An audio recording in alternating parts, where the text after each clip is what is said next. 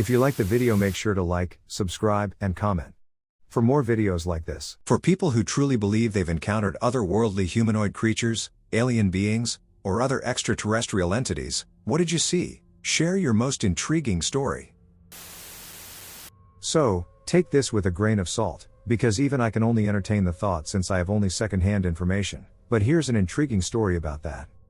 My ex-girlfriend's mom works for a certain international airport that is best known for all of the creepy conspiracies that surround it, and lives in a small rural town in the countryside just outside of the city.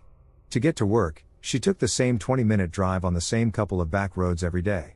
One day after getting home from work, she is visibly shaken about something, pale, unfocused, stuttering, so we ask her what's wrong. And she just starts rambling excitedly about how crazy we're going to think she is, and then tells us about this 6-foot, man-sized praying mantis that she claims she saw hunched over, creeping alongside the fence line in front of this old barn in the middle of nowhere, about 5 to 10 miles from the airport. Now, I know how that sounds. But this woman was always very reasonable, level-headed, calm, and quick to make fun of the conspiracy theories. I would never have expected a story like this from her.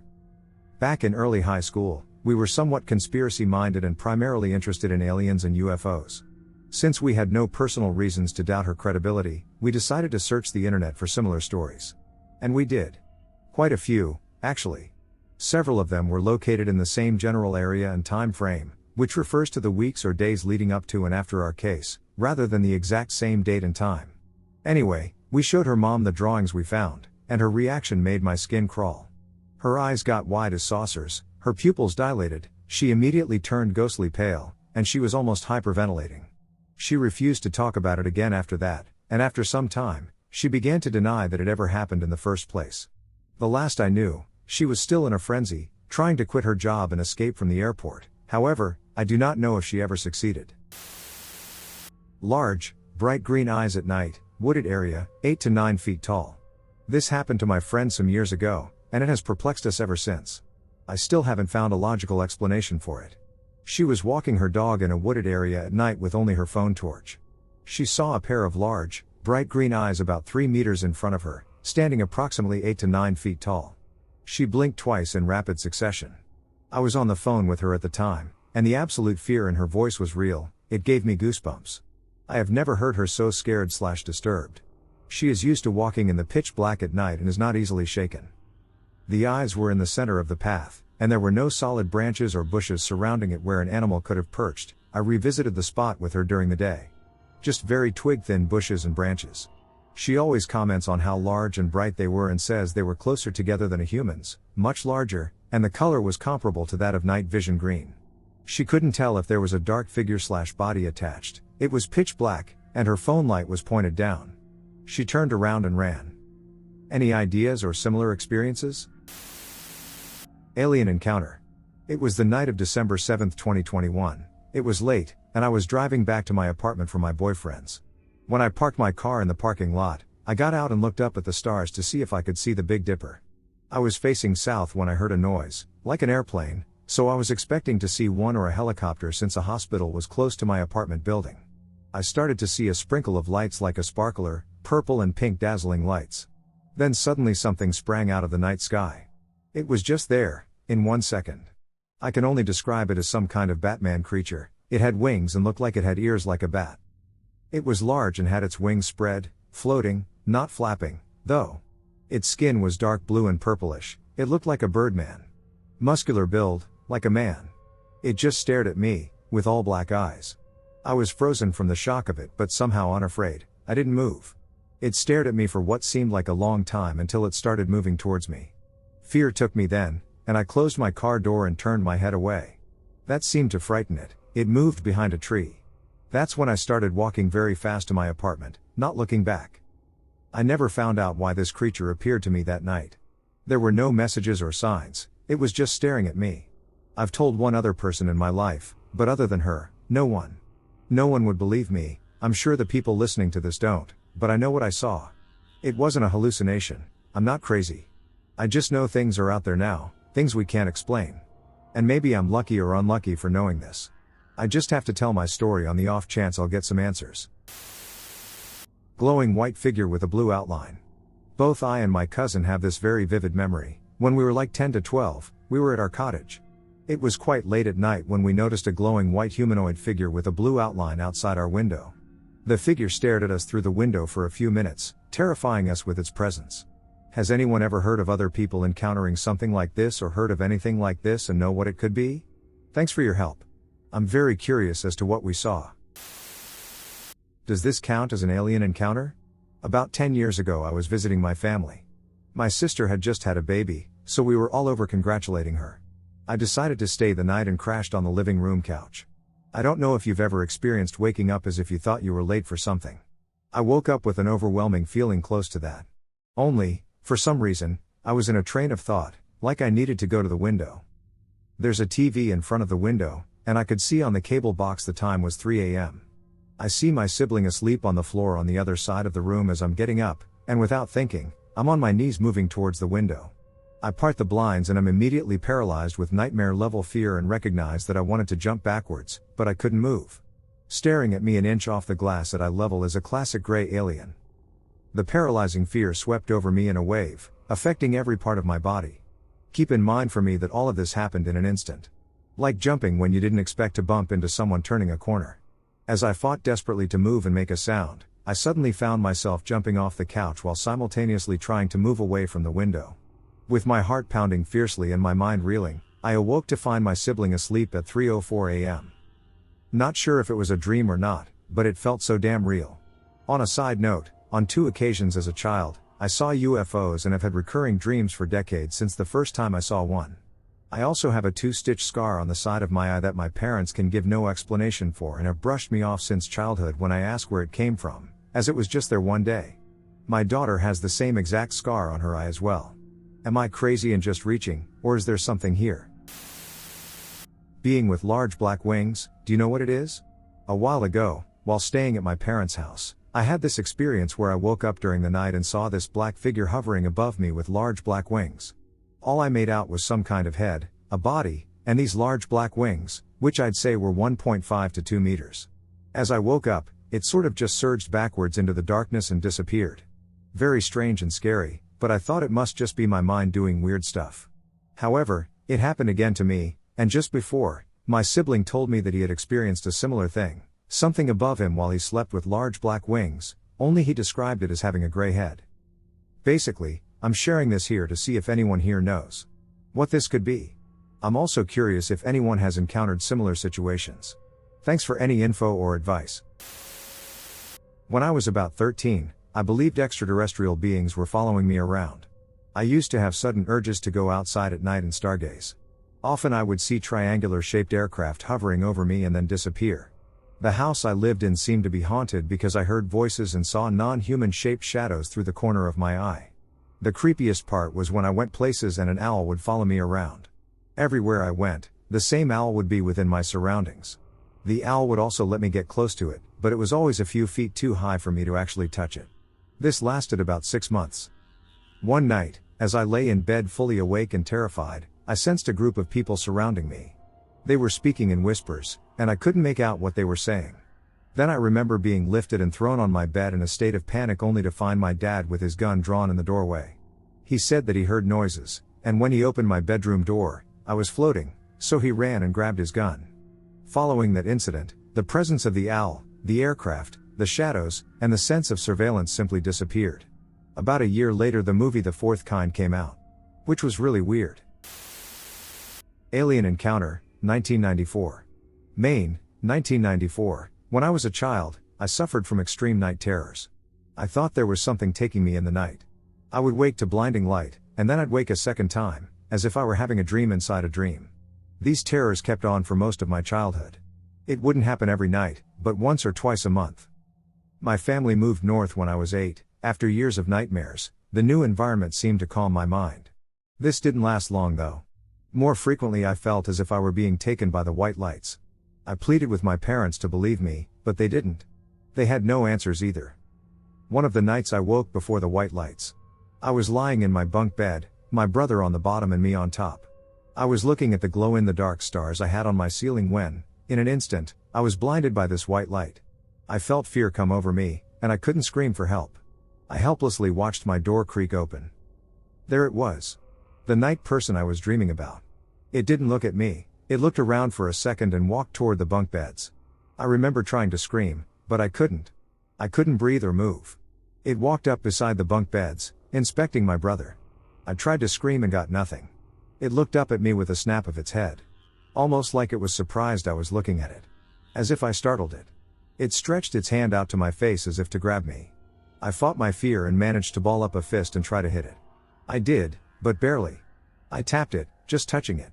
It recoiled its hand and sidestepped away, out the door. The next morning, I shared the experience with my family. They laughed and said I have new friends. I kept this tale to myself until now. My family can back up my story. Only 3 people outside my family know this. I'll take a lie detector any day. A figure with beady eyes watched us from an upstairs window. A few years ago, around 2020 to 2021, when I was about 11 years old, some other kids and I were playing in the driveway. For context, I live in a townhouse sort of setup, which means a bunch of houses bunched together, side by side, into one big long building. The driveway was behind one of these big long buildings, and the back windows of each house could look down upon the driveway. I, along with several other kids my age who lived nearby, was playing and hanging out in and around the driveway. I can't remember what it was that we were doing, but whatever it was eventually led to a glass bottle being broken in the middle of the driveway. This wasn't good, since broken glass could easily pop the tires of oncoming cars, so the others started cleaning up all the shards and putting them in the dumpster at the end of the driveway. I was just walking along watching since I wasn't involved in the breaking of the bottle. After we had put all the shards in the dumpster, we headed back down the driveway to continue whatever it was we were doing. But as we were going down the driveway, I happened to look up at the window of a house 2 away from mine. When I looked, I saw something that would stick with me for the next 4 years up until this very day. There was a strange figure watching us from the window. It was a bit humanoid, but the strange thing about it was the head/face. The face appeared pale, not visibly having a mouth and overall lacking details that one would normally find in a human face. It had a lump where the nose should be, but no nostrils. The eyes were small, beady, and dot-like, almost like one of those weird photoshops from the 2010s of cartoon characters in real life. I remember it to be bald, however, I could be wrong. Almost as soon as I noticed it, it seemed to notice me, and so it quickly closed the curtains and vanished. I proceeded to tell everyone about what I had seen, and they were all pretty creeped out by it. It has stuck with me ever since. The more I have thought about it, the more I believe my brief glance may have contributed to my uncertainty about what I saw. Maybe in the split second it was within my view, my brain didn't have time to make out all the details, so maybe it was just an average-looking person wondering what the glass breaking sound was? I don't know. It was still quite a creepy occurrence, and it left me feeling scared for a few days after realizing that the house where I saw it was very close to mine. A milky humanoid running on all fours in Ypsilanti, Michigan, a serious shared encounter. 2025, this happened on an early spring night around 11 p.m. in Ypsilanti, Michigan. My friend and I were sitting on the curb talking when we saw something truly horrifying, a milky white, distorted humanoid sprinting across a field.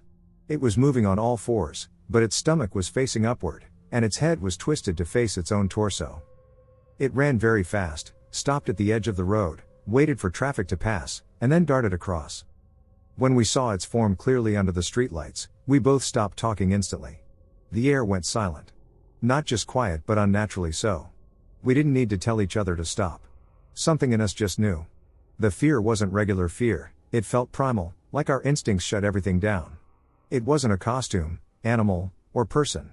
And we were sober and lucid. Has anyone else seen something like this, especially in Michigan? I'd really appreciate insight or confirmation. North Muskegon, Michigan. I was probably 7 or 8 years old at the time. We had a big house with a lot of land and big dunes farther out in our backyard, surrounded by trees. You couldn't see our house from the road because it's so far back in the woods. My little brother and I were playing alone with our dog in the sand dunes as we usually would, and it was late in the summer. We had a big hill on our dunes that overlooked the woods full of pine trees. We were playing, and our dog ran up to the top of the hill and was staring into the woods with the fur on her back standing straight up and her nub tail extended out. I called my little brother over, and we ran up the hill to see what she was looking at, and when we reached the top, we saw a white, misty, human-shaped figure standing at the bottom in the woods. Kind of like staring at us, but it had no face.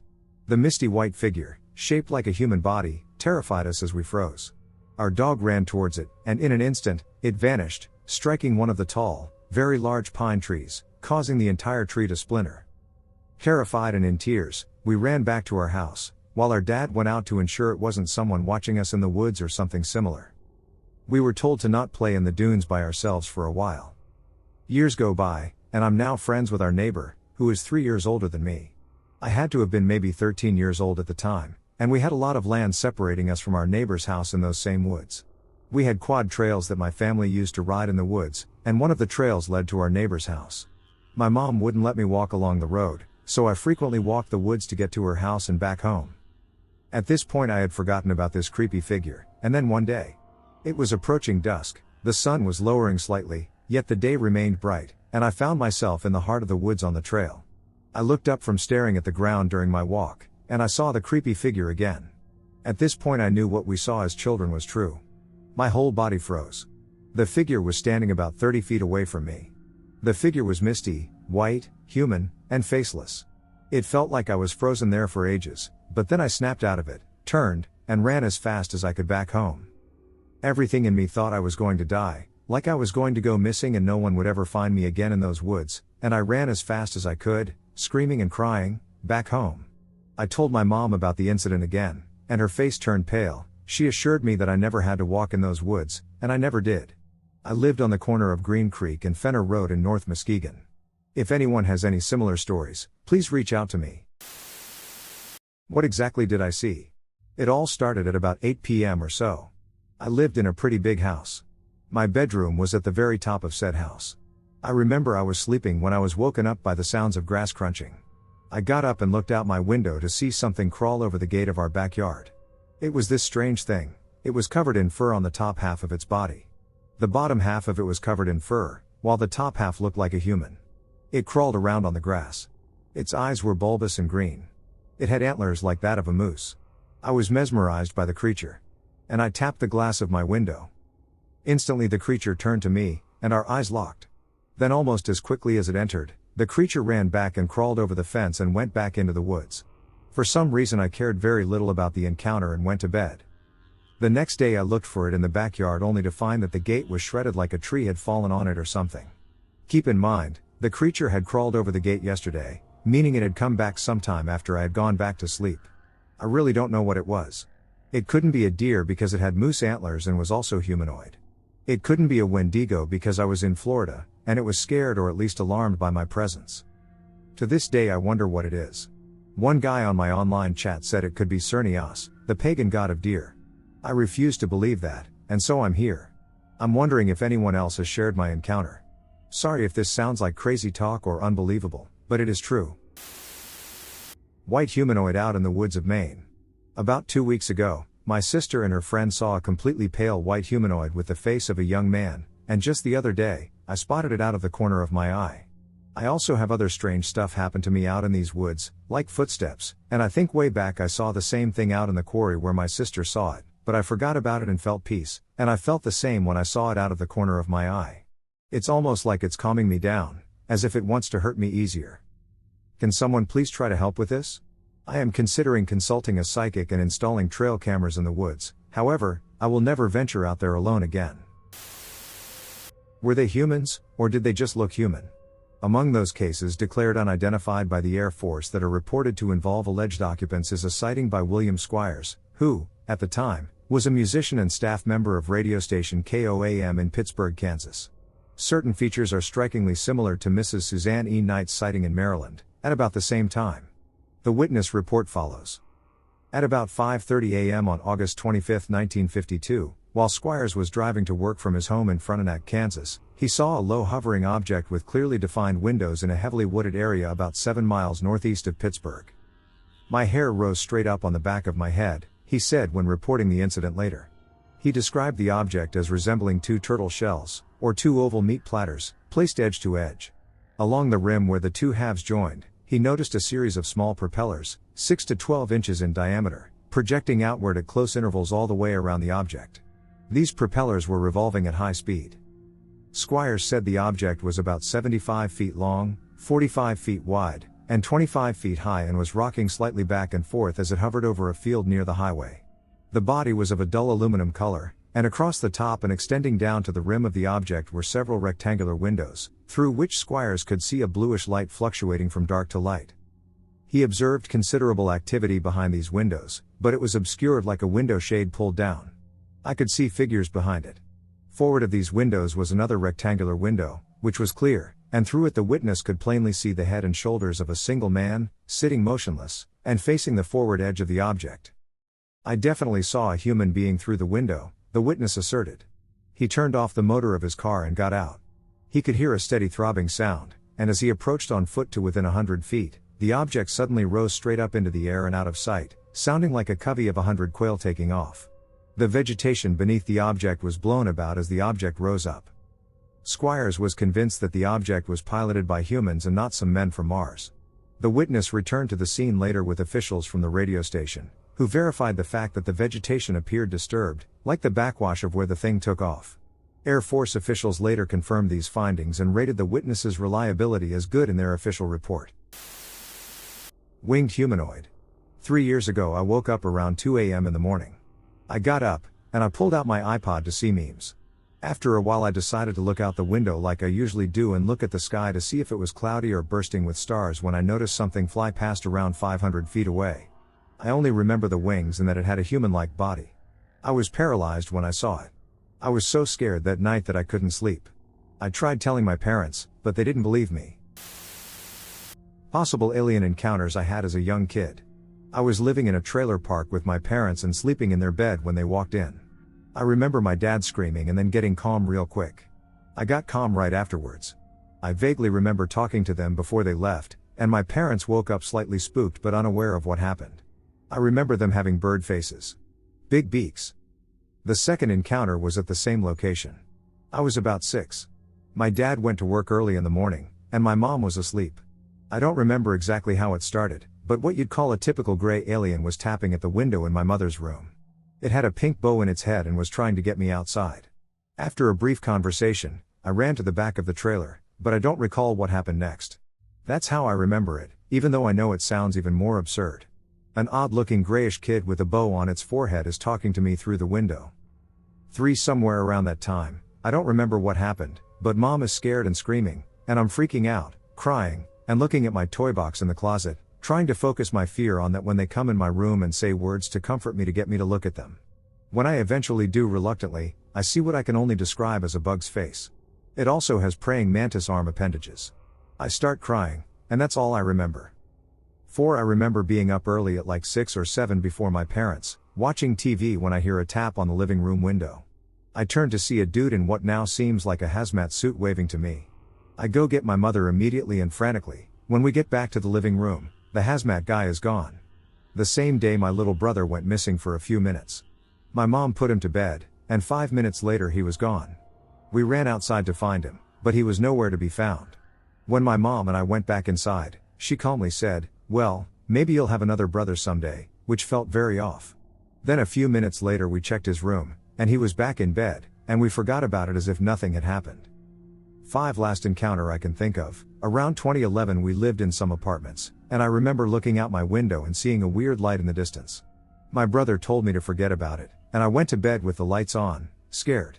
I remember waking up and being terrified of something coming but having no idea what it was. In a weird hazy dream state I banged on my parents' door, but it was prayed shut. I ran back to my bed and covered myself with my blankets, and I remember being paralyzed, and I also remember feeling cold fingers touching my spine. I haven't had an encounter in a decade, but I'm afraid it'll happen again soon. I'm not lying about what I remember. I'm not saying it's definitely aliens. I could just be misremembering memories I had as a kid. It's totally possible. All I know is that I have had an irrational fear of being abducted by aliens since I was 9 or 10. I'm in my mid-20s and just started sleeping with the light off at night. Thanks for listening to my stories. I want to share my experience involving maybe having seen an alien. Around 4 to 5 years ago, I woke up in the middle of the night once while I was sleeping. I could see the surroundings of my bedroom, the nightstands, the walls to my sides, and the ceiling but could not move. During that time I thought, hey, it's sleep paralysis. I've had this in the past, and it'll go away. I looked straight ahead at the door to my room and saw an alien-like figure towering over me. The figure was taller than my door, measuring between 7 and 8 feet, resembled the stereotypical gray aliens, had large black eyes and a big head, and was wearing some kind of robe. When I noticed it, I became really angry. I wanted to fight it, but I could not move for the life of me, as I was paralyzed. I felt that it was evil, and it was looking at me in a super aggressive manner. I snapped out of it, and it was gone. The entire experience was vivid, and I truly think it came from another dimension and was observing me. Winged demon. What I saw had big, beautiful white wings like you see in old angel paintings. The body looked human, slender build and pale white. He had light brown eyes, and his face was very beautiful. Almost like a model, but he did not look human. The best thing I can compare it to is the engineer from the movie Prometheus. He looked exactly like that, but thinner and with huge wings. I thought I was crazy when I saw it, but I remembered that as it fell from the sky it grabbed onto a tree and bent it in half before it disappeared behind the bushes. The next day I went back and saw the tree was broken in half. Many weird things happened after that encounter. People are reporting sightings of extraterrestrials with bright eyes and scoping the area. The thing I saw was maybe around 6 feet 8 inches. It was as tall as a basketball player, and with the wings, it looked bigger. It did not look like a vulture. It looked more like a demon/angel. I don't know how else to describe it, but I've seen some illustrations online that remind me of it. To this day I do not know what it could have been, and I regret not going to check it out when it fell in our backyard. Not knowing kills me at times. A strange tall figure in the road in the remote Nevada desert. This occurred in the summer of 2004. I was a teenager at the time, and I was driving our car with my mom in the passenger seat. We were headed back to CA after going on a long road trip, and we had to go through Nevada to get back. It involved traveling through central Nevada, and often the highways we were on had no other cars or even towns anywhere nearby. I recall it was night at the time, and it was raining. We decided we'd drive until we hit the next town with a motel. I'm not sure exactly which highway it was, but I recall there were no other cars on the road and the road was quite straight. As I'm driving, both my mom and I see something up ahead that's on the road but not quite in the lane. I initially thought it was a sign, but as we got closer, we both realized it was not a sign but what looked like a very tall figure. My mom immediately told me to drive in the wrong lane of the 2-lane highway in order to put some distance between whatever the thing was and us, so I complied. As we got closer, the headlights of the car shone on the figure.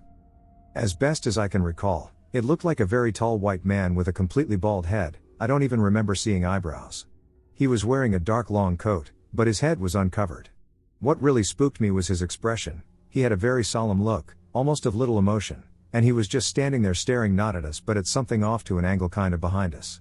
He didn't seem to have a backpack or anything with him except for the body-length coat he had on. Both my mom and I saw him, and my mom was more freaked out than I, but it was spooky as hell. I tried to think rationally as to why a man who looked to be at least 6 feet 8 inches would be standing on the highway with no supplies in the middle of the night in the rain, miles away from any town or anything in general outside of desert and road. My best guesses were that he was either a military guy doing some training from a potential nearby military base or that he was mentally ill and having a psychotic episode, but the solemnness in his face and the lack of movement didn't seem to fit either of those. I've tried to see if there have been other reports of similar encounters in the remote Nevada desert. Has anyone seen any reports similar to this? It remains the strangest unexplained encounter I've had in my life, and my mom and I still occasionally bring it up as completely bizarre and eerie. Nearly crashed tonight after getting hit by something. I am trying to find the right place to share this experience because it nearly caused me to drive my car off a 10-foot embankment, and now I need to figure out how to fix a long but shallow dent in my car's hood. For reference's sake, I'm in South Central Kentucky. While driving to my mother's house tonight, while alone on the road, I heard an ear-piercing screech that sounded like a car's brakes but with no one around me. Right after, coming out of the tree line was this large human-looking shape with wings flying perpendicular to my car ahead of me down the road, followed by a large swarm of what appeared to be either bats or birds. My native grandpa raised me, so I quickly evacuated the area. However, as soon as my car passed beneath the swarm, I heard the screech again.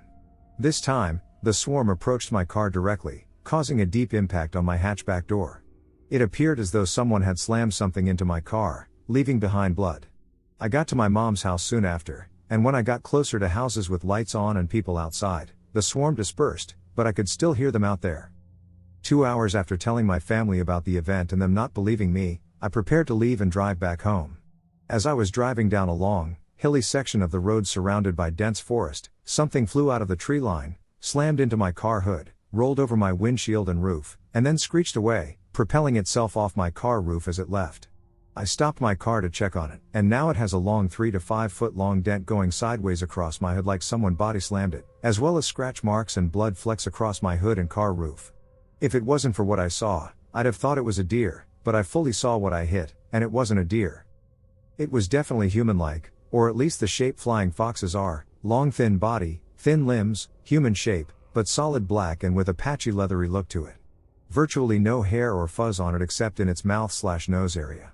It had a muzzle similar to that of a bat or a dog, but the skin around its mouth appeared stretched, and I could see its teeth. The best thing I could relate the look to was the wild mongrel enemies from Fallout 4 with the skin mutt look, but black instead of pinkish muscle colored. It only had wings that ended in fingers, rather than having arms and wings, and its legs featured knees with long toe claws at the tips of the feet. Its wingspan, when flying, had to be easily 10 to 15 feet wide, and it was massive. When it struck me, I panicked and nearly drove off the road and over the edge of the overhang, which would have resulted in a fall of over 10 feet. Glad I stopped when I did.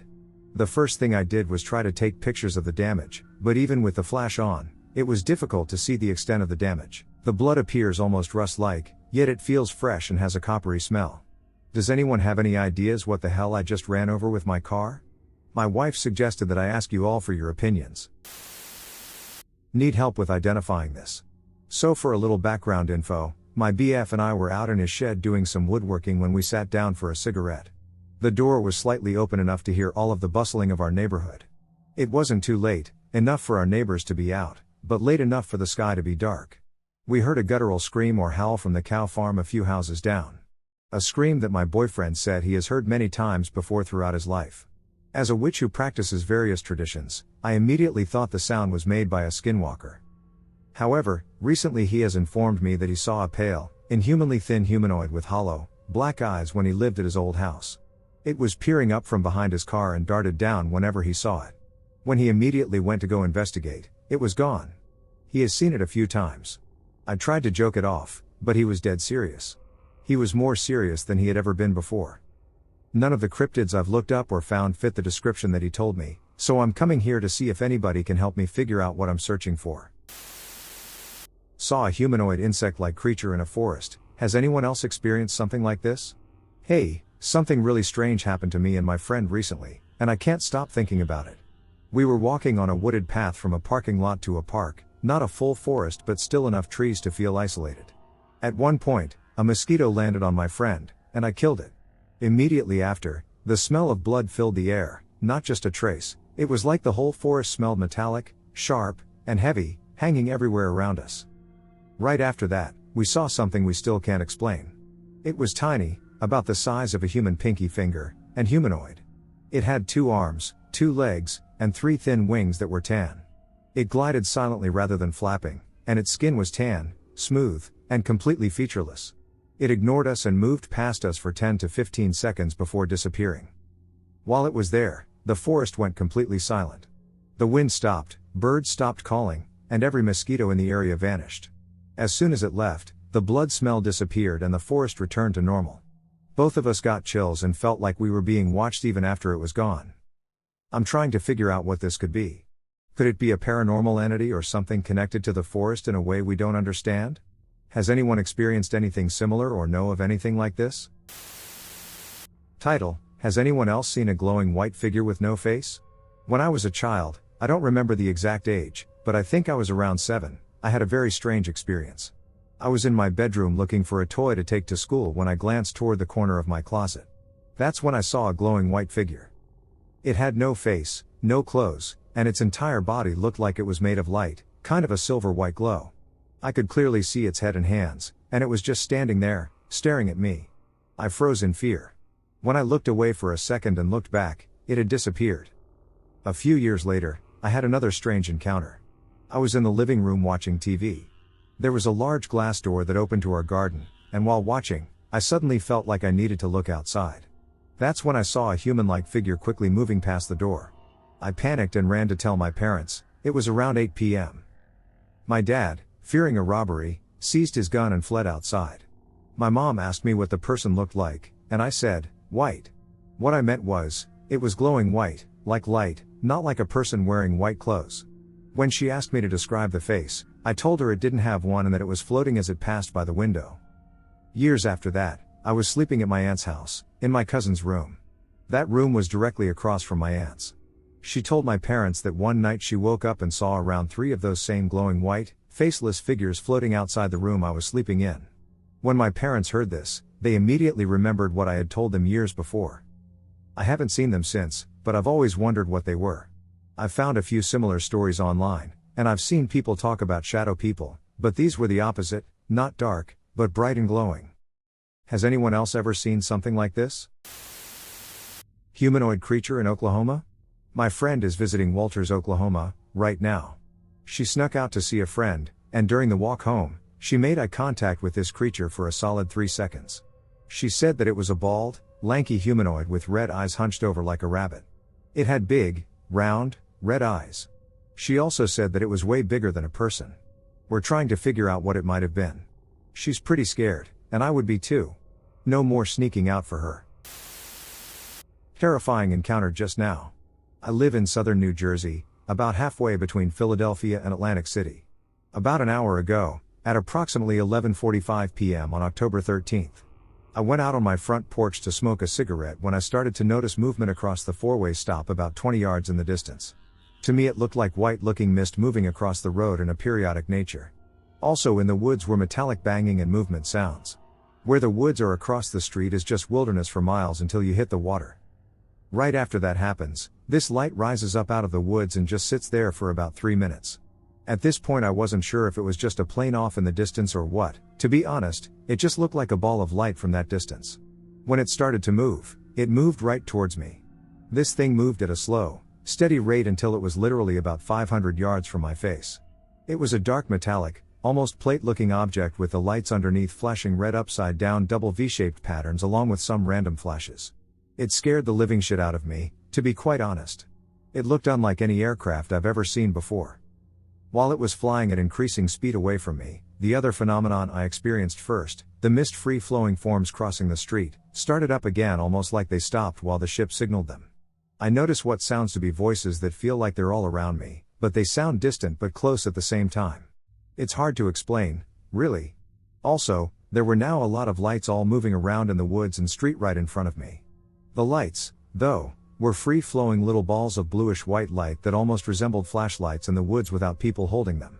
Which made me realize the mist-looking stuff could be some kind of cloaked person or being or just very advanced technology.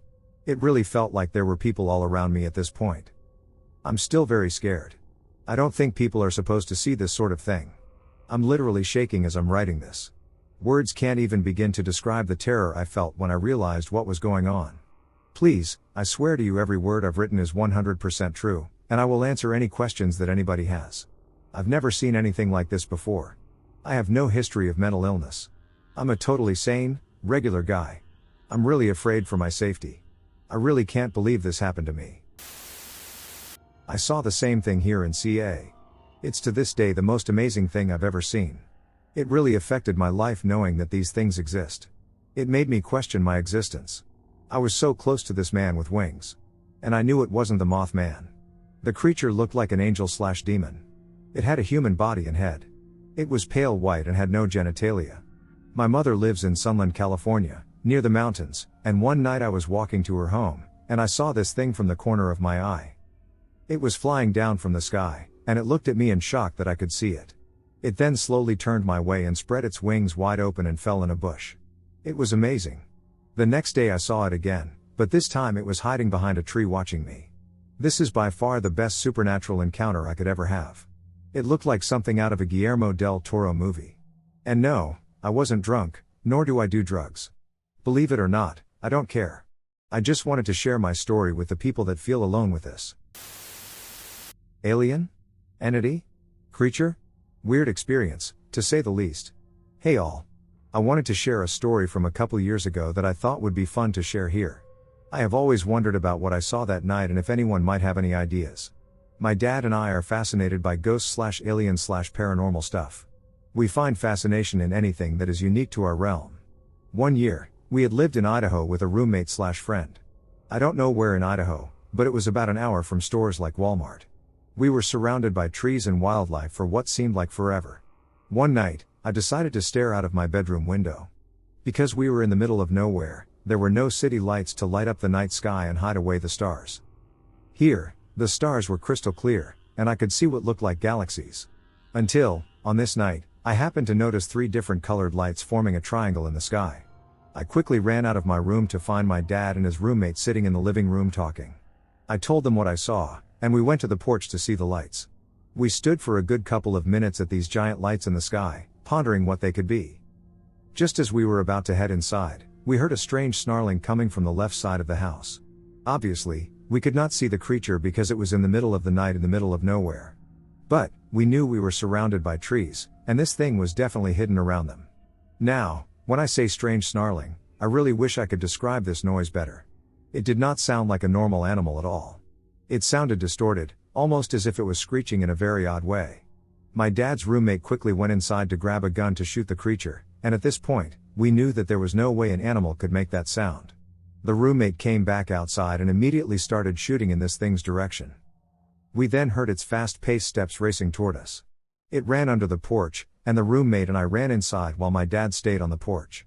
I remember yelling at him to come inside, but it was as if he was just stuck. He couldn't move. The more I yelled, the more I managed to snap him out of it. He came inside with us, and we hid while we frantically talked about what we just experienced. My dad said he couldn't move because he felt the creature vibrating from under him, causing the wood on the porch to move. He was stunned. We had never experienced anything like this. We then looked outside to see if the lights in the sky were still there, but they were gone. The next day, I got up and went to talk to my dad as usual. He told me he had to show me something. He kept his RC vehicles, such as cars and planes, underneath the porch. Not sure why, but he did. He took me to the porch and grabbed the only RC car from underneath it. He had placed it there the day before, but now, it was completely melted. This was the only thing under the porch at the time. He just looked at me, dumbfounded and amazed. I looked back at him and realized what he was trying to piece together. He believed that the creature we encountered had somehow melted his RC car. To this day, we still have no clue what we encountered. It could have been a wild animal coincidence, but it doesn't explain the lights in the sky, the melted RC car, or the noise. I will never forget it, because there is no way an animal could sound so distorted. I just thought I'd share this story here and see if anyone had any similar experiences or had any thoughts on what it could have been. It was Friday, April 4, 1969, just a few days before Easter. My pal, Charlie, and I, 2 very bored soldiers, were setting out on a hitchhiking expedition from Fort Bragg, North Carolina, to Myrtle Beach, South Carolina, harboring vague hopes of scoring a good time with some spring-breaking co-eds in the partying seaside town. Leaving the base at about sunset, toting backpacks and sleeping bags, we headed south out of Fayetteville on Interstate 95. Reaching the large rest stop, south of the border, a few hours later, we stopped at a coffee shop to grab a cup and get our bearings before continuing on. Saab, as the soldiers called it, was located, as the name implies, just over the dividing line between the 2 Carolinas, outside the town of Dillon. While drinking our coffees and studying the map, we couldn't help but notice a rather loud group of local rowdies, talking crap and throwing dirty looks our way. This was the way it was during the rambunctious 1960s. In the area of the South we were in, it could be dangerous for hitchhiking strangers, especially blacks, hippies, Yankees, or soldiers.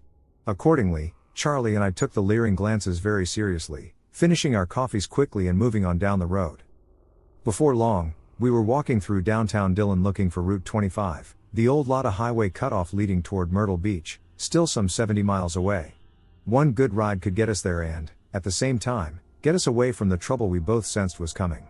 Sure enough, only a few minutes later 2 cars showed up with our friends from the coffee shop on board, hootin' and hollerin' as they went by. As empty as the town was becoming at this time of night, nearly 10 p.m., it didn't bother us a whole lot because of the storefronts, streetlights, and occasional traffic still on Main Street. However, as we neared the edge of town with the rowdies going by every few minutes and the chances of a ride looking increasingly doubtful, we began looking for a place to hunker down. As they slowly passed by and drove out of sight for maybe the 5th time, we took the opportunity to slip off the side of the road into a dimly lit area behind a vacant, derelict gas station.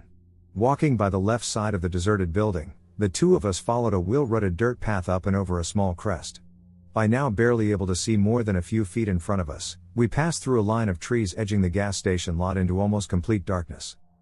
But, as Charlie and I picked our way carefully down the old car path, The whole area behind the trees suddenly lit up in a diffused aqua-green glow covering a small field no more than a few acres in size. Now I could see clearly, and what I saw was nothing short of amazing. On the ground was a 2 or 3 story high, multi-decked, saucer-shaped UFO standing on as many as 4 folding metal legs. The ship was lit from within, emitting through numerous portholes and hatches a mostly yellowish-white hue that was separate from the green glow. In addition, there were beings similar to humans, each with a head, 2 eyes, 2 arms, and standing upright on 2 legs. They seemed to be colored green, but whether that was an effect of the ambient light or possibly the result of my excitement, confusion, and fear, I couldn't tell. Some were walking on decks curving around the exterior of the ship, others were on the ground. The nearest of them, about 20 feet away, turned our way and firmly ordered, telepathically, I believe, leave. Now. In spite of the caution that had caused us to leave the highway just minutes before, both Charlie and I, like the trained soldiers we were, executed a smart about face and marched right back toward trouble. Once on the road, we hiked at a pretty quick route step for a couple of miles without saying much, if anything, to one another, hoofing it just as fast as we could out of Dillon town. When the spell was finally broken, we found ourselves on a lonely stretch of empty road near some farmhouses and pastures. And right on cue, the rowdies put in another appearance, making it abundantly clear how happy they were to have found us again. Then for the second time that night, surprisingly, considering our isolated location, they left us another way out. As soon as they drove out of sight, why I'll never understand, we escaped again, this time into an adjacent pasture. From a vantage point a few hundred yards away, we watched them drive fruitlessly back and forth, searching in vain for us. Eventually, they gave up, their tail lights disappearing for the last time. As the night finally quieted down, Charlie and I climbed, tired and grateful, into our sleeping bags. The next morning we continued on to Myrtle Beach. As far as I can recall, we had no conversations about the UFO. The incident seemed to have been wiped from our collective memory. Here's the best part, 30 years later, out of the blue, Charlie called me up and asked, "Do you remember Dillon?" Initially, I had no idea what he was talking about. But, as soon as he said, the UFO, the whole experience from start to finish came back in a flash. I got one. I live in far northern Cali. A pretty rural area. I had a friend over one evening, and he left just after dark. About a minute after he left, he called me and said, "Go outside." He spoke in a calm yet demanding tone. Just the tone of his voice creeped me out. I reply with what? What? But he doesn't answer. So I get up and walk out the front door. I'm looking around the street and see nothing, so I tell him I'm outside. He tells me to look up, and I immediately see it. It was a very bright light hovering really low. I immediately yell, "What the duck is that?" And he doesn't say a word. I yelled to my wife very loudly to come outside, and she saw it immediately. Totally speechless. We watched for about a minute as it slowly moved up and to the right. I even ran inside, grabbed my contour helmet cam, and attempted to film. I was so flustered I totally failed, forgetting to turn it on before I pressed record. Anyways, the light disappeared about 90 seconds later, slowly fading out. None of us know what it was. I'm a firefighter, and we share a station with the police. I asked the chief the next day if he got any UFO reports, and he acted like I was insane. Haven't really talked about it since. My wife refuses to say anything, and occasionally my buddy and I will bring it up very briefly. Skinny, gray, hairless humanoid with a bobtail. Hey, I was hoping that someone could maybe help identify something I saw a few years ago. So, I live in northeast Arkansas in a really hilly area. I was in my room one day and looked out of my window and saw a skinny, gray, hairless humanoid. It didn't look like a coyote or any other animal around here. It had a really pronounced spine and shoulder blades with a flat back and bobtail. Its legs were also human-like but bent unnaturally forward. I couldn't see its head or arms, though, because it moved out of view quickly. I have no idea what it could be. My first instinct is that it could be the rake, but I don't really believe in that. I thought I should come here since it's nothing like any animal I've ever heard of. My UFO encounter. It was 2010 on Christmas Day night around midnight, technically December 26th. I was with a friend who I feel was a person destined to come into my life for certain purposes. Shortly after we met, he suddenly was able to find DMT, ayahuasca, after he'd been looking for years. That was a pretty profound experience and another story altogether. Anyway, we were out in my parents' backyard, stargazing and talking about deep things. It was around 2 a.m. when we saw a light suddenly flare up in the middle of the sky and begin moving. We had a good vision of the entire sky, and it just appeared out of nowhere. As soon as this light appeared, there was a very loud ticking/clicking noise, which came from the side of the house. We could only conclude it was the electric meter, but I'd never heard it make that noise before. We watched the light for about 60 seconds, and then it suddenly diminished and disappeared. When it vanished, the noise also stopped. We kind of laughed nervously and said, "Well, that was weird," but continued on talking. About a half hour later, suddenly the light flared up in the middle of the sky, and sure enough the electric meter on the side of my house went crazy again, but really loud this time. My friend in hindsight said it sounded like the ticking was coming from inside his head, and it gave him a headache. It was abnormally loud. We watched the light move, albeit a little more anxiously this time. It moved through the sky for a few minutes and then spontaneously diminished as it did before. However, this time after it disappeared, we immediately heard a large metallic groan of sorts that lasted about 3 to 4 seconds. I've tried to think of a good way to describe it, like someone dragging a giant dumpster against pavement or a freight train suddenly stopping on the rails. It sounded very close, maybe one street over. The sound was very alarming, it was loud and unexpected, and we both instinctively jumped up and started running inside without even saying anything. I was so scared to even let my friend go home or leave the house, but he, being the man in the situation, tried to put on a brave front even though I could tell he was a bit rattled. I've since searched the internet for a video of an electric meter making that sound, and I can't really find one. When Googling electric meter, UFO, or clicking, I did happen upon other stories, though.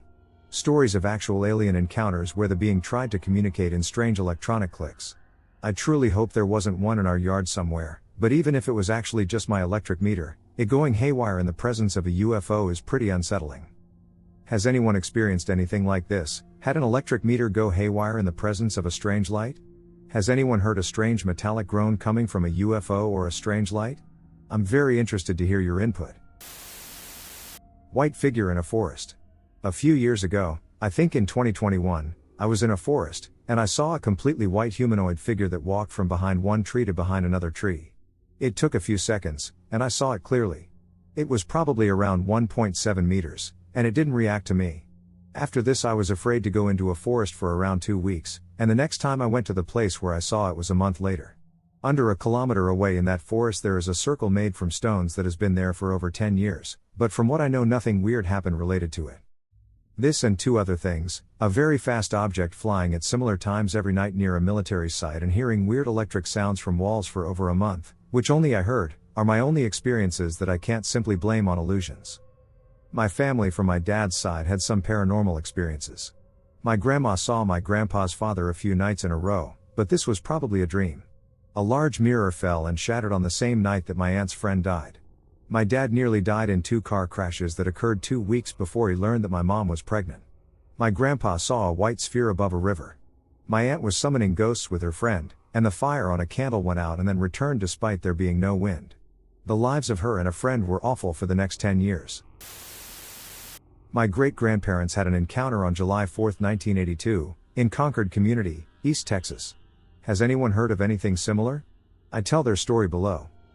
Both of my great-grandparents were extremely straightforward. They were very sane.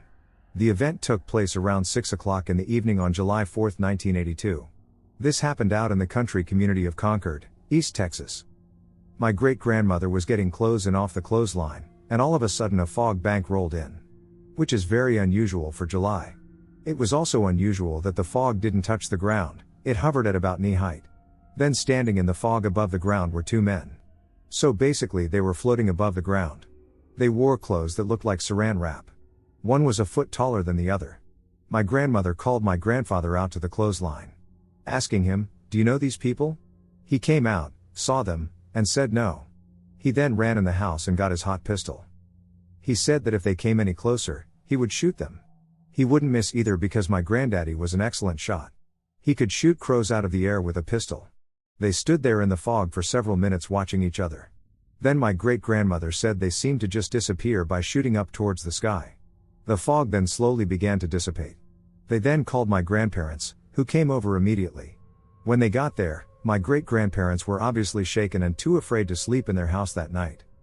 It was both my great-grandparents that saw this, and they wouldn't make something like this up. Has anybody here ever heard of such an encounter? 10 years ago in Fort Hood, I saw a tall, transparent humanoid. So 10 years ago, at around 5 to 6 a.m. in the morning, I was outside smoking a cigarette. I had taken acid the previous night but was already done with my trip and simply coming down. As I'm smoking, my eyes become fixed on this tall 7 feet, maybe more, human-shaped being that looked completely transparent, think the cloak from Predator, and I just felt it staring back at me. I figured I must have been hallucinating, so I just treated it as such and kept staring back at it. Years later, I find reports of others seeing these translucent/transparent beings, which made me question whether or not what I saw was simply due to the acid or something else. Keep in mind, Fort Hood is a creepy ducking place, lots of weird stuff already happens there as is. I don't know. I have 4 stories to tell. Alien Humanoid. Hi, I am from Mexico. I'll tell these stories in order. 2 of my own, 1 from a close friend. When I was 10, my family gathered for Christmas. I have 3 same-aged cousins, so we would sleep together in my aunt's room, playing video games, watching movies, and having a great time. We did this every year for 3 years, this would be our 4th. This time my little brother would join us, he was 5. The thing with my aunt's room was her ceramic dolls. She had 3, 2 small ones and a medium-sized one, arranged in her bookcases. She had 3 bookcases, 1 on each wall, full of junk. I had noticed the creepy doll when I entered the room. We would play for hours, and while doing so we would laugh and tell jokes, but then I noticed my brother looking to the ceiling. I looked and saw the doll on the bookcase, as usual, except that was the wrong bookcase. I told everyone, and we weren't sure if she moved, so we noted her bookcase. I was creeped out, but no one really believed me or my brother, just thinking we were playing a prank. 2 or 3 hours later I saw my brother looking at the ceiling again, in another direction. All my cousins noted it as well, and we all looked up. Sure enough, she had changed positions. We all ran to tell the adults, but they didn't believe us. Instead, they hid the doll in a box and put it back out when we left the room the next day. Years later, my aunt burned the doll, telling me we were right. Second story. I was learning to drive with my dad out on the ranch. I live in northern Mexico, so think of it like Texas. I was 16 to 17, and it was a long, boring, straight drive home, no cars, no nothing for miles, so my dad was falling asleep in the passenger seat. There were 2 long rows of barbed wire fences on both sides and a long row of old mesquite trees on one side, not giving shade because of the time of day. I see a man crossing a fence and pointing downward while he keeps eye contact with me as I drive right past. I see it as only clothes and a hat with eyes under them. I quickly use the rearview mirror to see what that was. At the same time, I ask my dad, who was that man? As he knows everybody who lives here. But nothing was there. I told my dad what I saw. He said to drive faster and told me that other men have seen it, told other people, and gone to the site where they saw the thing, thinking it was treasure, as there is treasure left over from Mexico's colonial era, though very rare, and then they get hurt, go crazy, or lose a child. I pass by a few times a month and will never look for that treasure. Third story. When I was 19, I was driving from my town to the next city. Along the way there is a small river, and the road passes over hills.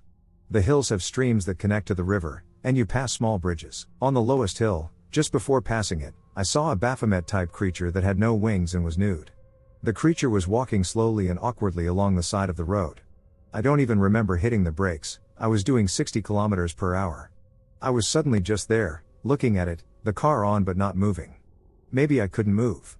He just got off the road and went into the bushes toward the river.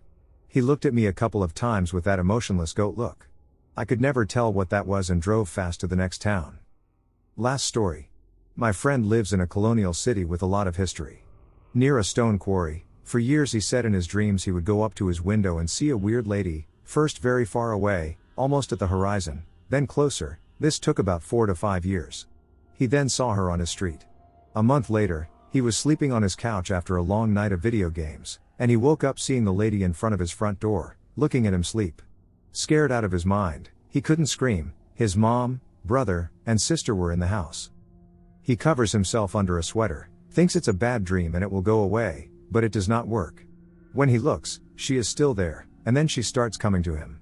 He then realizes she is floating, has a long white dress, is about 1.8 to 1.9 meters tall, and has a beautiful face but with alien eyes, the dark long ones of a typical UFO description. He tries to pull away but can't. She has a motherly look in her face, like a mother looking at her child before giving a goodnight kiss. As she finally reaches the sofa, he pulls away just a bit, and she looks surprised. He then closes his eyes, and when he opens them, Just a moment after, she is gone. He can then move, go to his mom, tell her, and start crying. I know him, and it would be hard for him to admit. Everybody says it's sleep paralysis, but then a girl in his street tells him she has seen her as well, giving an exact description. She tells him she saw her in her sleep as well, and one night about a week before, she saw her facing his door, just standing there. Thanks for listening. An alien that looks like a humanoid praying mantis? This happened in my early 20s. At the time I was very sick with a lot of different medical issues that came on suddenly, with very little explanation besides bad genetics, despite being healthy as a child. Being stuck in the hospital was miserable, especially since I had a young son whom I missed terribly. I was in pain and had considered other things simply to escape the pain, but I didn't want my son to be without a mother. I've always been a spiritual person, so I'd often pass time in the hospital praying and meditating. At the time I didn't believe in aliens, but I did have an interest in space and would try to project into outer space. One day I was deep in meditation when the door to my room opened. I opened my eyes expecting to see a nurse, but instead, standing next to my hospital bed was what I can only describe as a humanoid praying mantis. She handed me a pill. I was really freaked out and looked at her. Then, she talked to me telepathically. She said something like, "You can see my true form, can't you?" I nodded. She looked worried and quickly left the room. I never saw her again. Something told me she was an alien and that I was supposed to see her as a human nurse, but because of my meditative state, I instead saw her alien form. I feel like I should also note that I have no history of hallucinations, and I'd recently had a full psych workup that came back normal. Still, who knows what really happened that day? I tried to forget about what I saw for a long time, as it really scared me. I'd never heard anything about a praying mantis-looking alien until today, when I watched the video someone shared online, and it mentioned something about praying mantis aliens. I got a knot in my stomach remembering what I saw and decided to share it here. My mom's alien encounter, her cousin remembers years later. This story takes place in 1972, when she was about 6 years old, living in Indiana. She was playing hopscotch on the sidewalk outside her 5-year-old cousin's apartment. She looked up and saw two gray, smooth people. She was not startled or scared at all. She says she felt like they were around 9-10 years old and looked different, but her mother had always told her not to stare or make people feel embarrassed about their differences.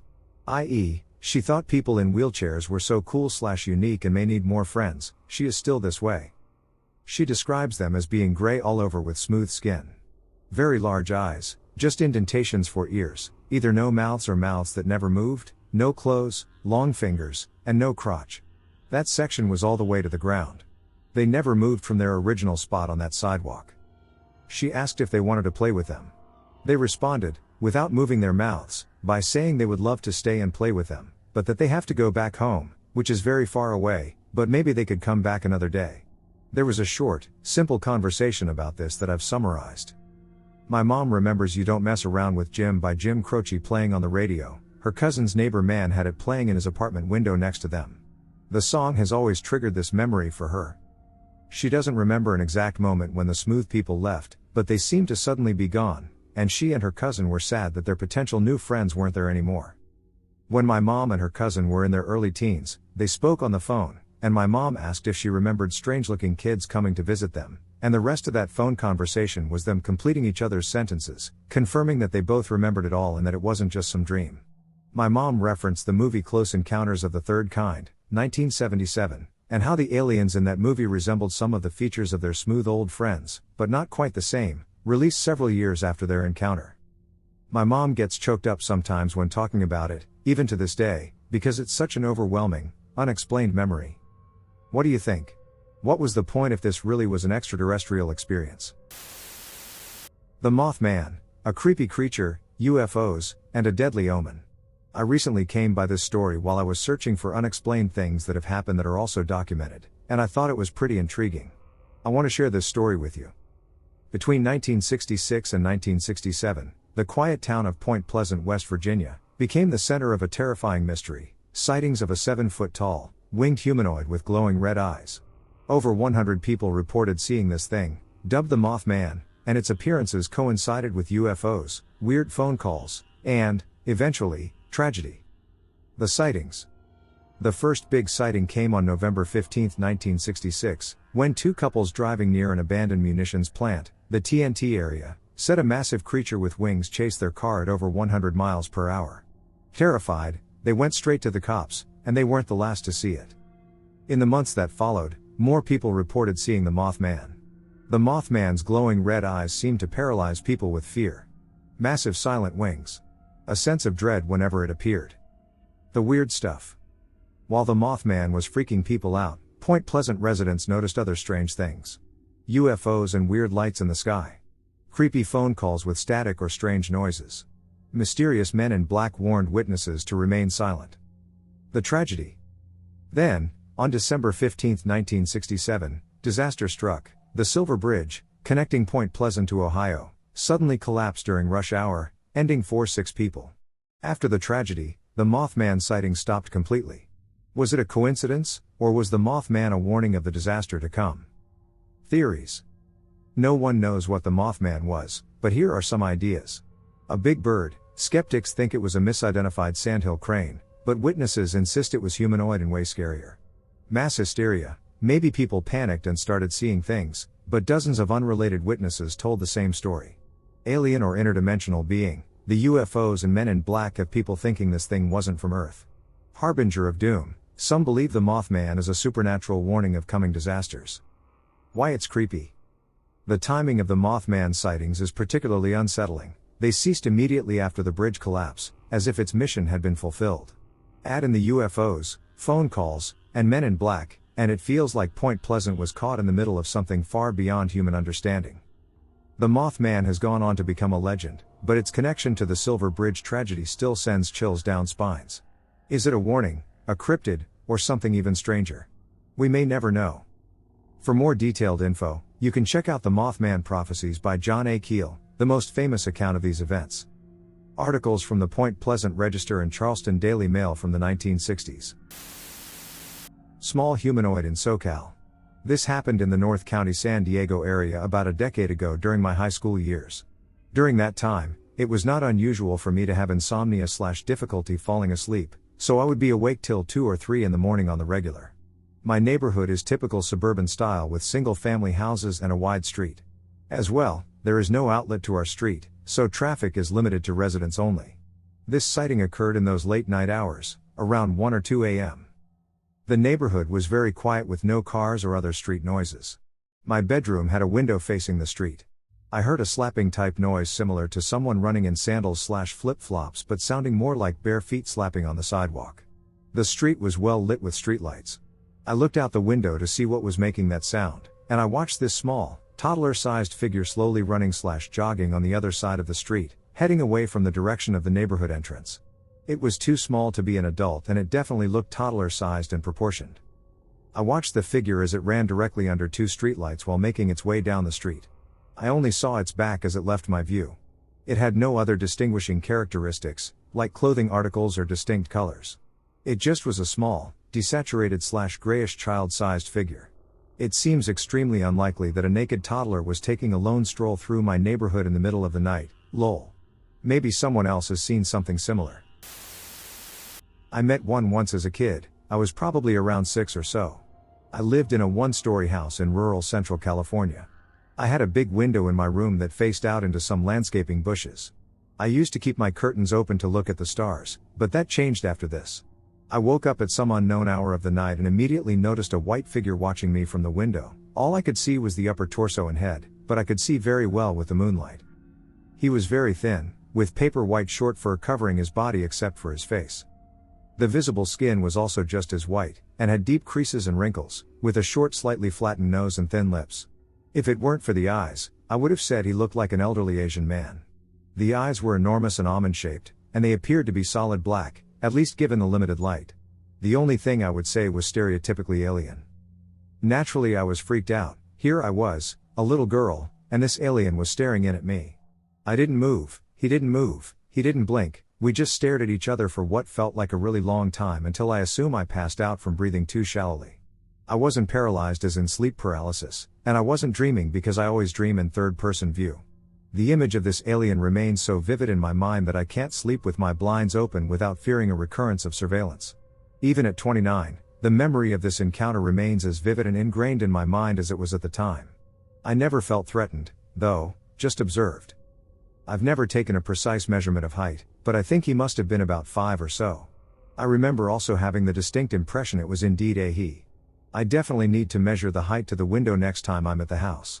I've never been able to find someone who saw the same type of alien or even to know what type he was. Why was he there? Why me? I have no idea, and there was no attempt at communication. I don't fear aliens or seeing them again, but you must admit, anything staring at you from your window while you sleep is creepy.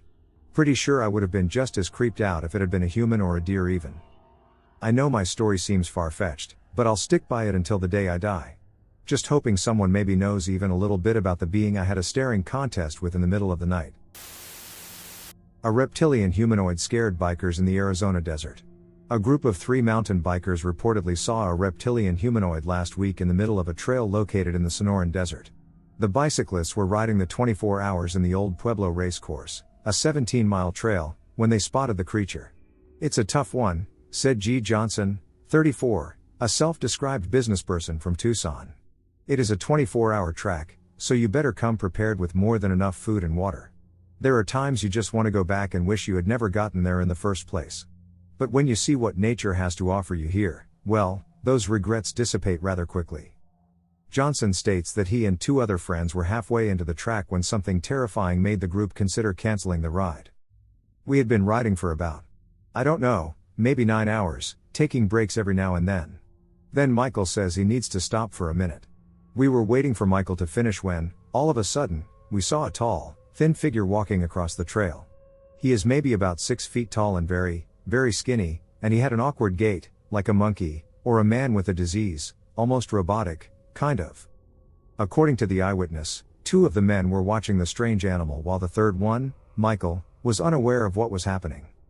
Then all I remember about Michael is him saying, 'What the hell is that?' Or something like that. But he sounded far away. He probably used a different word instead of hell. The thing is, we had somehow walked a little toward it. Don't ask me why, maybe to look at it better, not knowing what it was. Then, Johnson says, the creature heard Michael speak and, apparently taking notice of the intruders, its head took an eerie 280-degree turn. He stopped, and it made eye contact with me, and I could see him clearly.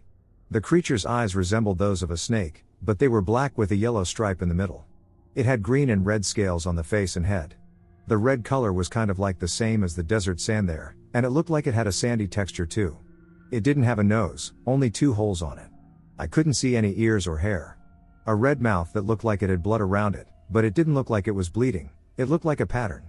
It reminded me of a chameleon, but it looked like a person too. Allegedly, the creature raised its long arms with strange-looking claws that looked like a branch full of thorns and waved at them, emitting a loud chattering sound with its teeth.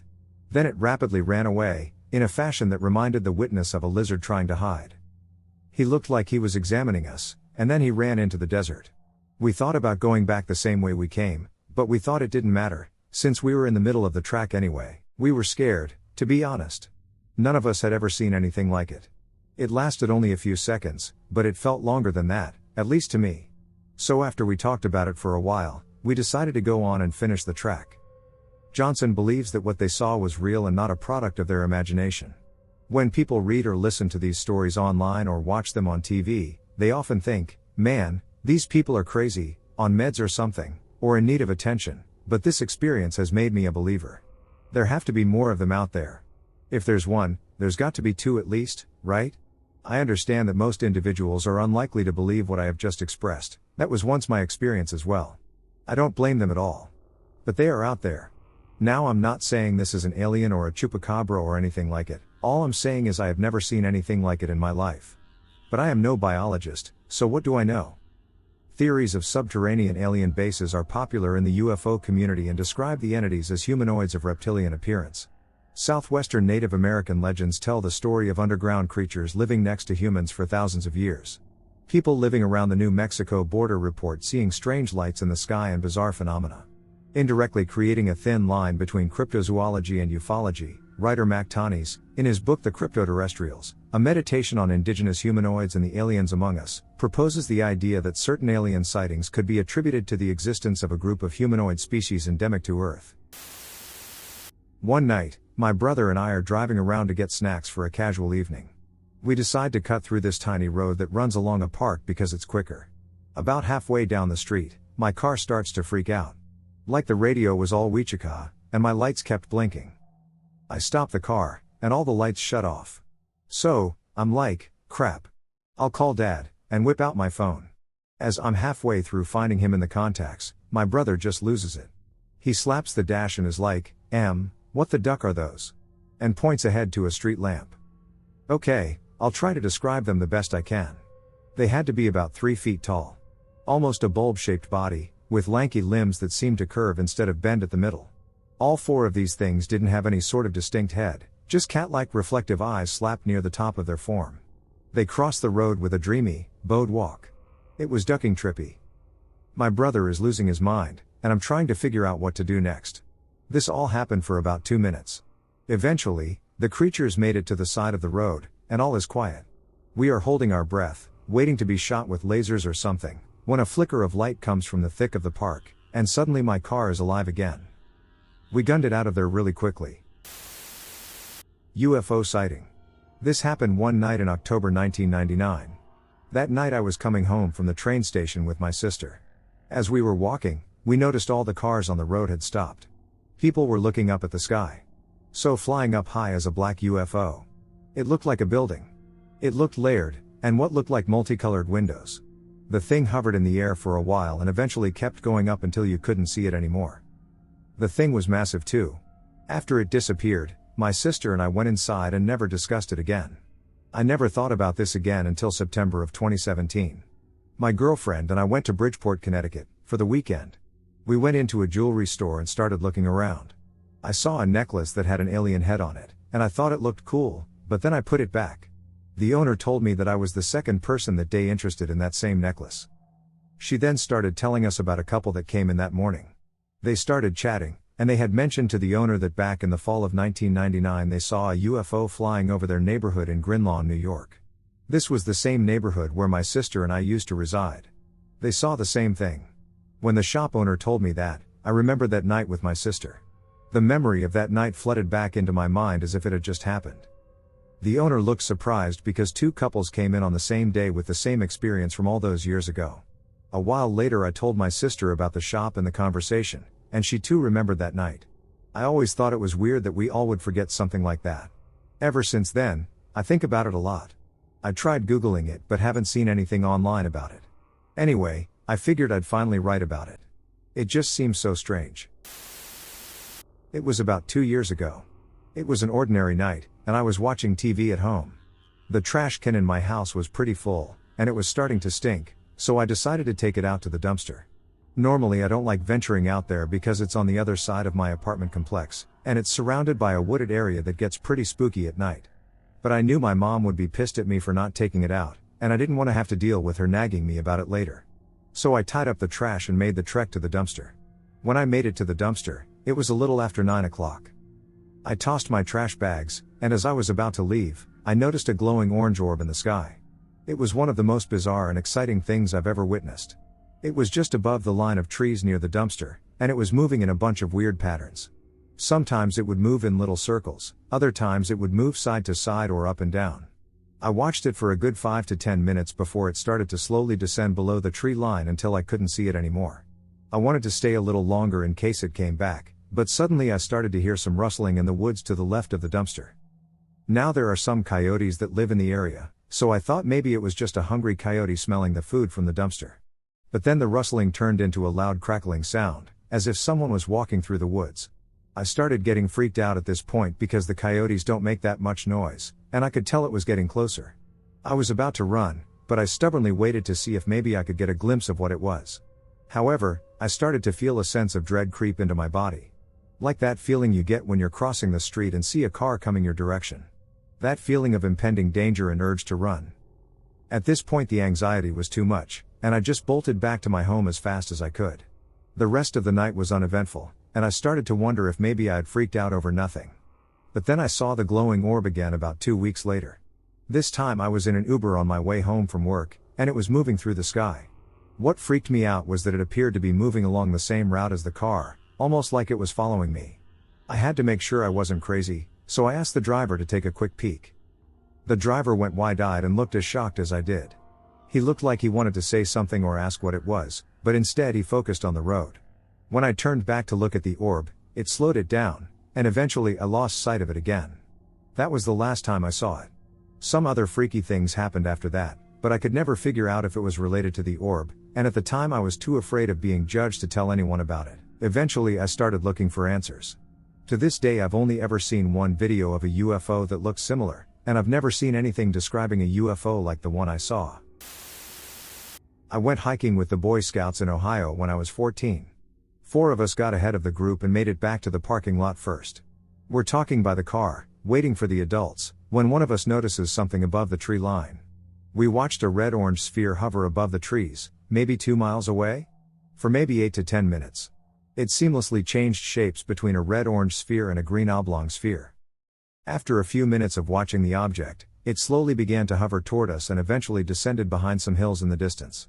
We were initially excited, but then we became really freaked out when 6 military attack helicopters flew over our heads and followed the object behind the hills. I wish I could make this shit up. When the rest of the group showed up, no one believed us. The only older guy, 17, who was with us and witnessed the event told us not to talk about it because it made us sound crazy. Aliens watching over the forest? Yesterday my fiancée and I went deep into Buck Hill State Forest, just south of the Adirondacks in upstate NY.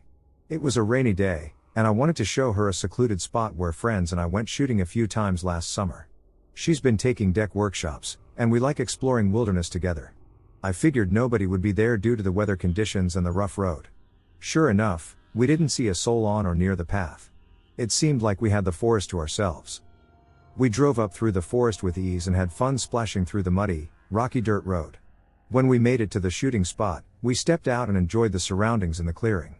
Last year I saw a mama bear with 2 cubs near our location, so we hung out pretty close to the truck. I hadn't brought my bear spray or guns. As we went to turn the truck around and head out, I misjudged a puddle, and we got stuck. For some reason my 4-wheel drive failed to engage, so we gathered down logs and branches to place under our tires for traction. No luck. We only dug the truck deeper. It was starting to rain harder and get darker, so I decided to call towing companies around Boonville and Westernville. My phone was breaking up, and about 4 companies told me that they couldn't make it into the forest in those conditions. One guy said he was 2 hours away in a tow truck, and if we were still stuck in 2 hours, we could give him a call, and he would try to come in with a smaller truck. So we kept trying to get our truck out for about half an hour.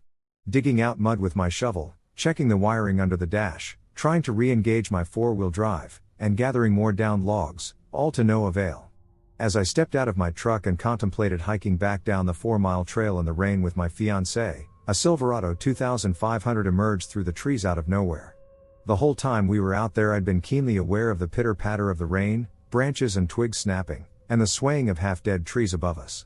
I wanted to be sure that I'd notice a bear before it was within feet of us. I would have surely noticed the sound of a 2-ton pickup making its way down the path. The truck was off, and we were just standing in the rain. Other times I was there shooting with friends, we heard trucks on nearby paths well before we saw them, even with gunshots ringing. It was like the truck appeared out of thin air.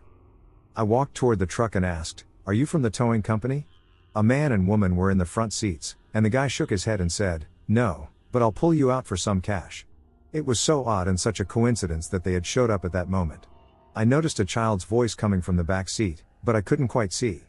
I gave the guy some money, and he grabbed a chain and latched it to my back left axle. As he walked past me, he seemed off. His nose was flattened and a bit crooked, and his eyes seemed offset to the sides of his head. The woman seemed normal. Both of them were probably in their early 30s. I tried conversing with him, "So are you here to shoot in this weather?" No response. "Man, thanks so much, you showed up at the perfect time." No response. He just gave me a crooked smile. He got in his driver's seat, I got in mine, put it in reverse, and he pulled me out with ease. As I stepped out of the truck, I noticed they were both still in his vehicle, so I wanted to grab his chain off my axle to save him from getting all muddy. As I was turned away from his truck and I laid down to unhook his chain, I was saying, "I'll probably be fine now, I'll just back up this road and turn around at the fork. Thanks a lot." Still, with my back turned to him, I heard him say, "It's okay, I'll make sure you get out." It sounded odd to me. My fiancé and I have no recollection of me handing him his chain back or him getting out of his driver's seat to grab the chain. It's like a fraction of time was missing immediately after I unhooked the chain from my truck. We just remember time fast forwarding to me backing the truck out while I was watching his truck back out in my rearview mirror ahead of me. Time fast forwarded, or warped. As his truck turned around at the fork, and we turned as well, our vehicles parallel now, my fiancé and I rolled the window down and waved to say a final thank you to him.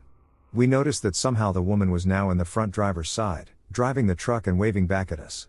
At no point did we see them get out of the truck and change seats, and she was in the passenger seat when we got pulled out of the mud. Earlier, as I was unhooking his chain, neither of us remembers his door opening or anybody leaving his vehicle. It's like they magically switched positions. We both had a strong feeling that we lost some fraction of time within a span of 10 minutes. But we were glad to be out of the mud and follow their truck out of Buck Hill. We trailed the truck for quite some time on Route 46 on our way home before they veered onto a side road, losing sight of them through the trees. The whole time, we wondered what they were doing in the forest in the first place and why they guided us so far out of it. We both feel like we lost track of time and place yesterday, and we can't believe how coincidental and odd their presence was. They barely spoke, and his speech felt very calculated. I am wondering if anybody has had similar experiences in dense forests. I feel crazy for even saying this, but I feel like we encountered shapeshifting, otherworldly beings. Low-flying UFO on Arizona reservation. The event happened 2 summers ago. It's short but confounding. I was with 2 friends in my truck. I was driving, and it was dark but not necessarily late. Probably 10 p.m. We were traveling to Page, Arizona/Lake Powell from Durango, Colorado, and had to pass through Kayenta, Arizona, part of the Navajo reservation. I had previously visited Kayenta several years ago with a friend who grew up there. We spent an entire day just having a good time with his people, but as soon as the sun started dropping, his mother and grandmother were insisting we get off the res before dark. So I knew it had a reputation for the weird, as many reservations do at night. Flash forward, and I and my 2 friends are in the truck. We're all white, if that matters. It's a long, straight, unlit 2-lane road with classic red desert on both sides in daylight. There's another vehicle coming the opposite way, and there is no crossroads in that stretch. This detail is significant because just before we passed each other, an object that I can only describe as metallic streaked right between us at a perpendicular angle. Like feet away from both our bumpers. It was smooth, about the size of an SUV, but had no lights or shape. It's a weird comparison, but the speeding bullet in Mario Kart is actually what came to mind when it happened. All 3 of us saw it, and I think the other people did too because I saw them hit the brakes in the rearview.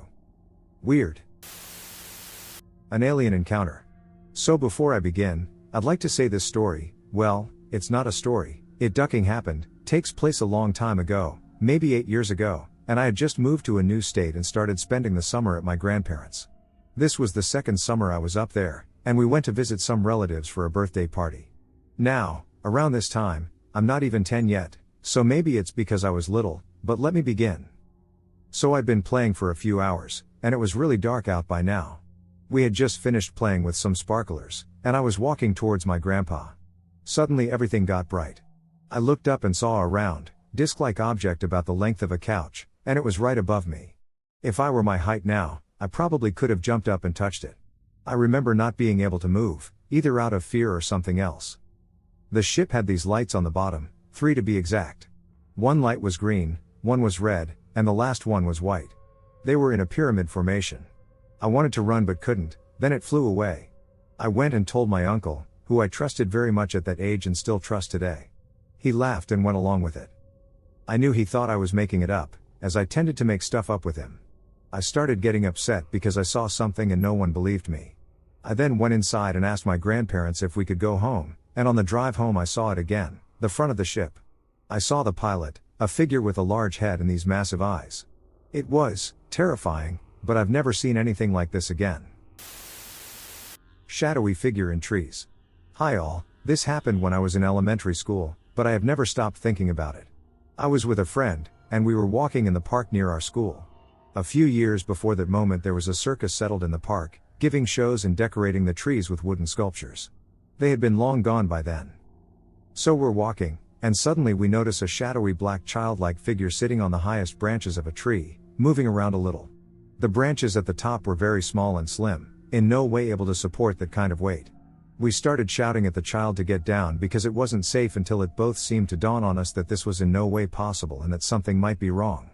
We looked at each other and decided to get the heck out of there. We spoke about it for quite some time, I still walk past there, but it never happened again. A green-headed humanoid thing in my school's old building. I went to a very small countryside school in northern France. My parents had just gotten a divorce, and my mom was one of only 3 teachers in that school. Since she worked there, I had to come to school even during summer vacation, at least part of it. I don't recall the schedule, but we played board games and outdoor games in a building that used to house teachers. The director lived there. This old building couldn't usually be entered, had barely any lights, and was only used during the summer to protect kids from the heat while they played card and board games. We could only use the main room, old living room, on the ground floor to play. I think there was an old kitchen and washroom, but I don't remember them. What interests us here is the floor above. If I'm not mistaken, there was also an attic, but I don't remember it well enough. Let's forget about it and only focus on the first floor, so not the ground floor, which could be accessed from the old living room using very, very old stairs. It had a few rooms, an old bedroom, a weird room that was apparently a pigeon loft, very tall, with open holes for birds to fly through, and many places for birds to rest, and another room filled to the brim with shelves. Also, I only went to that floor twice, never entered the bedroom, only saw the pigeon loft a bit, and only entered the storage room once. Why? Well, here is where the content actually is. After playing board games for a while with a small number of children in the room, less than 10, all children I knew rather well, the only adult in the room had to leave and go outside. I don't remember why, but before leaving, he asked some of us to clean everything and put back the games in the storage room. Only a couple of children had ever gone there. One of them, Alan, I knew pretty well. He had lost his parents and had been adopted not long ago. I was in his grade until I skipped a grade.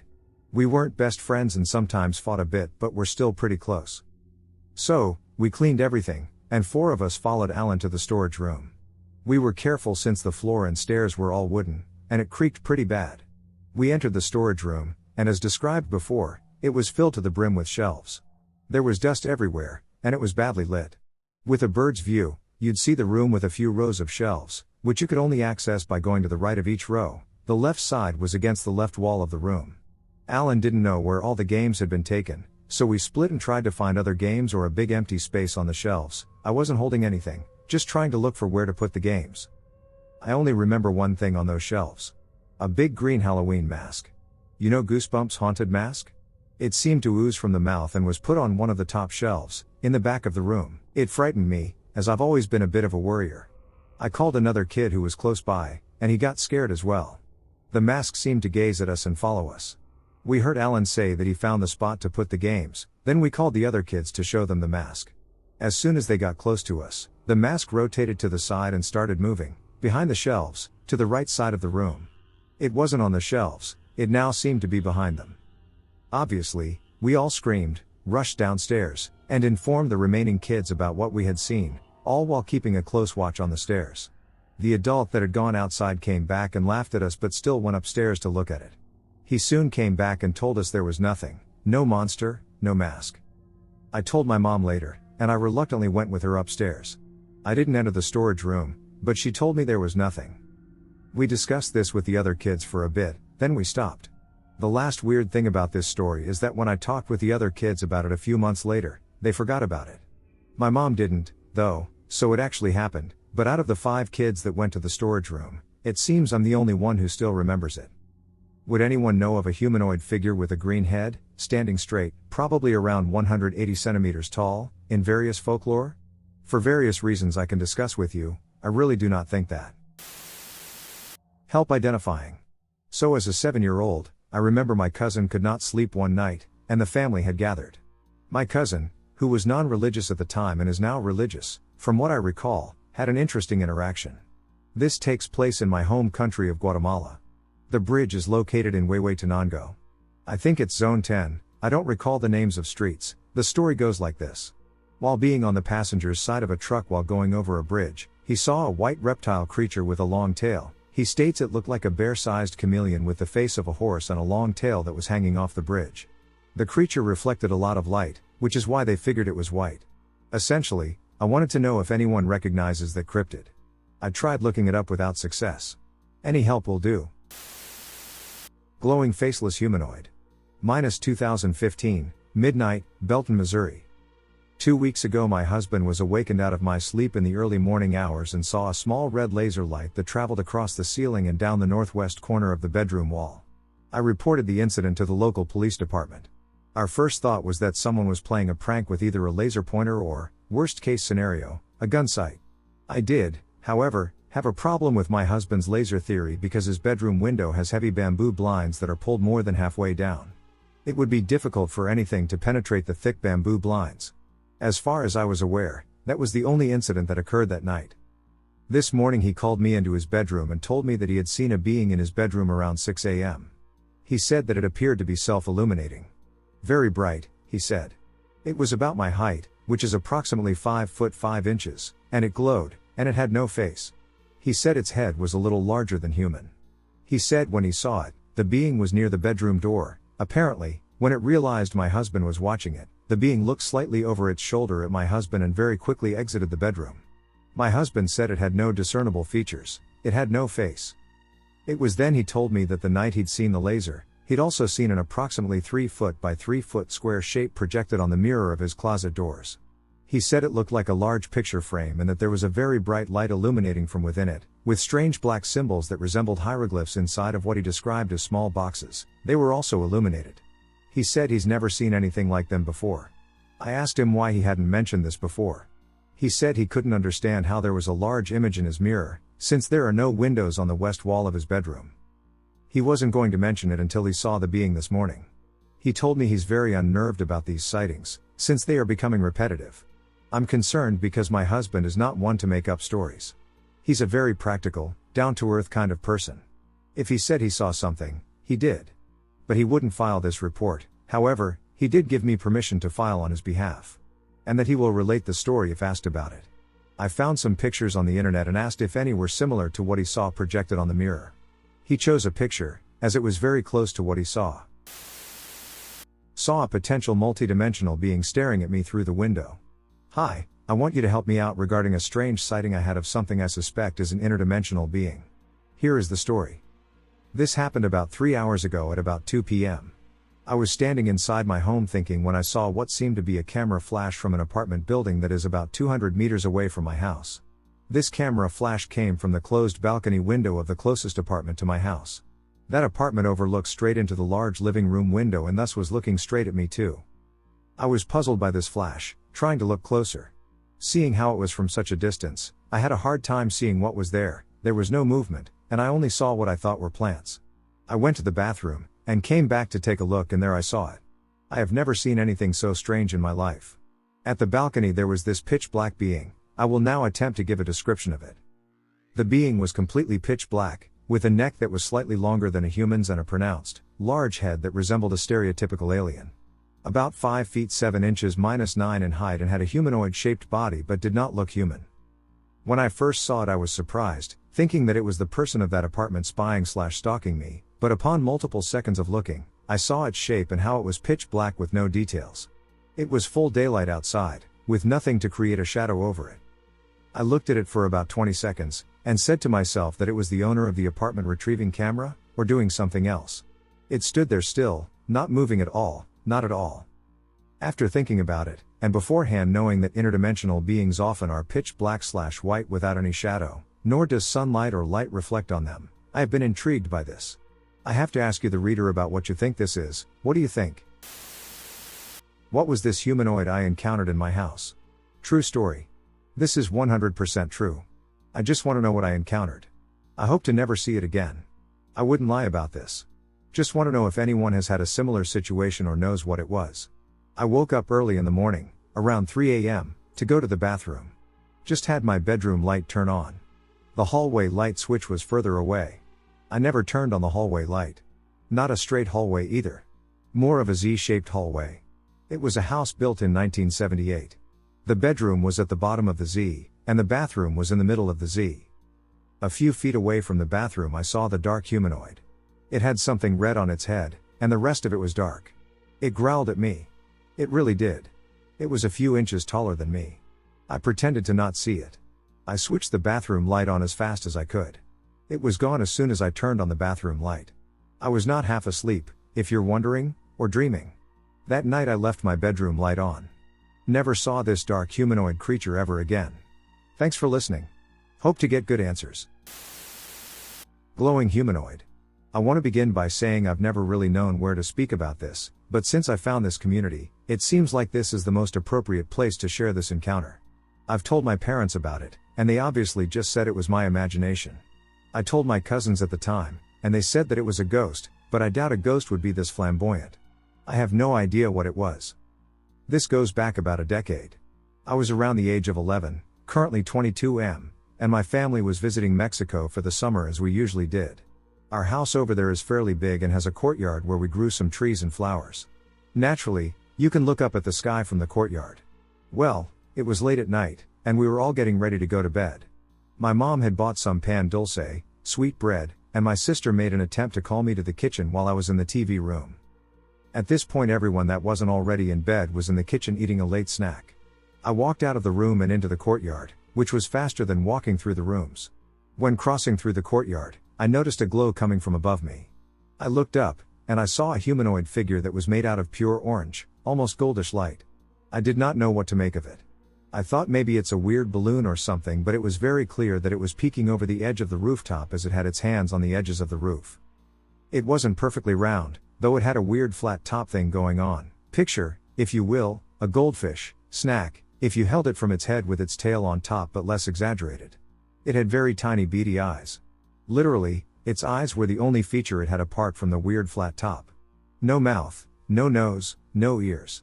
I gazed at it for less than 10 seconds or so, and before it departed, it waved weakly. I would hardly call it a wave, but that's what it resembled. It just raised its left hand and waved it very slowly, and then it left my line of sight. I ran towards the kitchen after that since I was spooked. I didn't even tell my mom at that moment. I waited for the next day to tell her and my dad. I remember having some trouble sleeping that night. I even moved to a room with more family in it. Growing up, this became one of my most vivid memories. It has also led me to dive deeper into cryptids and strange phenomena in general. That moment was honestly one of the strangest experiences I've ever had in my life, and nothing has been able to come close. I don't tell many people this because it's outlandish, and stories like this aren't widely accepted. They're seen as just crazy talk or a kid's imagination gone wild. As far as I know, there's no Mexican folklore about a glowing humanoid figure, and I've never heard of a similar encounter, so to this day I have no idea what it was that I witnessed. Possible encounter. So, last night something strange happened to me. My boyfriend went out of town for work, so I'm home alone. I always leave the dogs out and let them sleep in bed with me because it makes me feel safe. I kept hearing noises downstairs, but the dogs weren't alarmed, and they definitely would be if they heard what I heard, walking around/opening doors, so that was strange. I was falling asleep, but not fully asleep, and I felt myself surrounded by a presence. Like multiple presences, and they started to do something with my head, like a vibration, so much I felt it in my gums and teeth. At that moment I felt like I should not have been aware of what was happening and forced myself to focus only on getting back into my body and wake up. I lucid dream regularly and have never experienced anything like this before. This morning I have been hearing what sounds like someone walking around my house. And my dog has been growling at what seems to be nothing. I believe I've made contact with something extraterrestrial. I have no marks on my body. I think they were trying to communicate telepathically. Has anyone ever experienced such an encounter? My very close encounter with a UFO, with multiple witnesses. Okay, so for context, this occurred in 2009. I was 17 years old, a senior in high school in a small rural South Texas town. I was on the school bus with about a dozen other students. We were returning home from an academic competition a few hours away on a Saturday.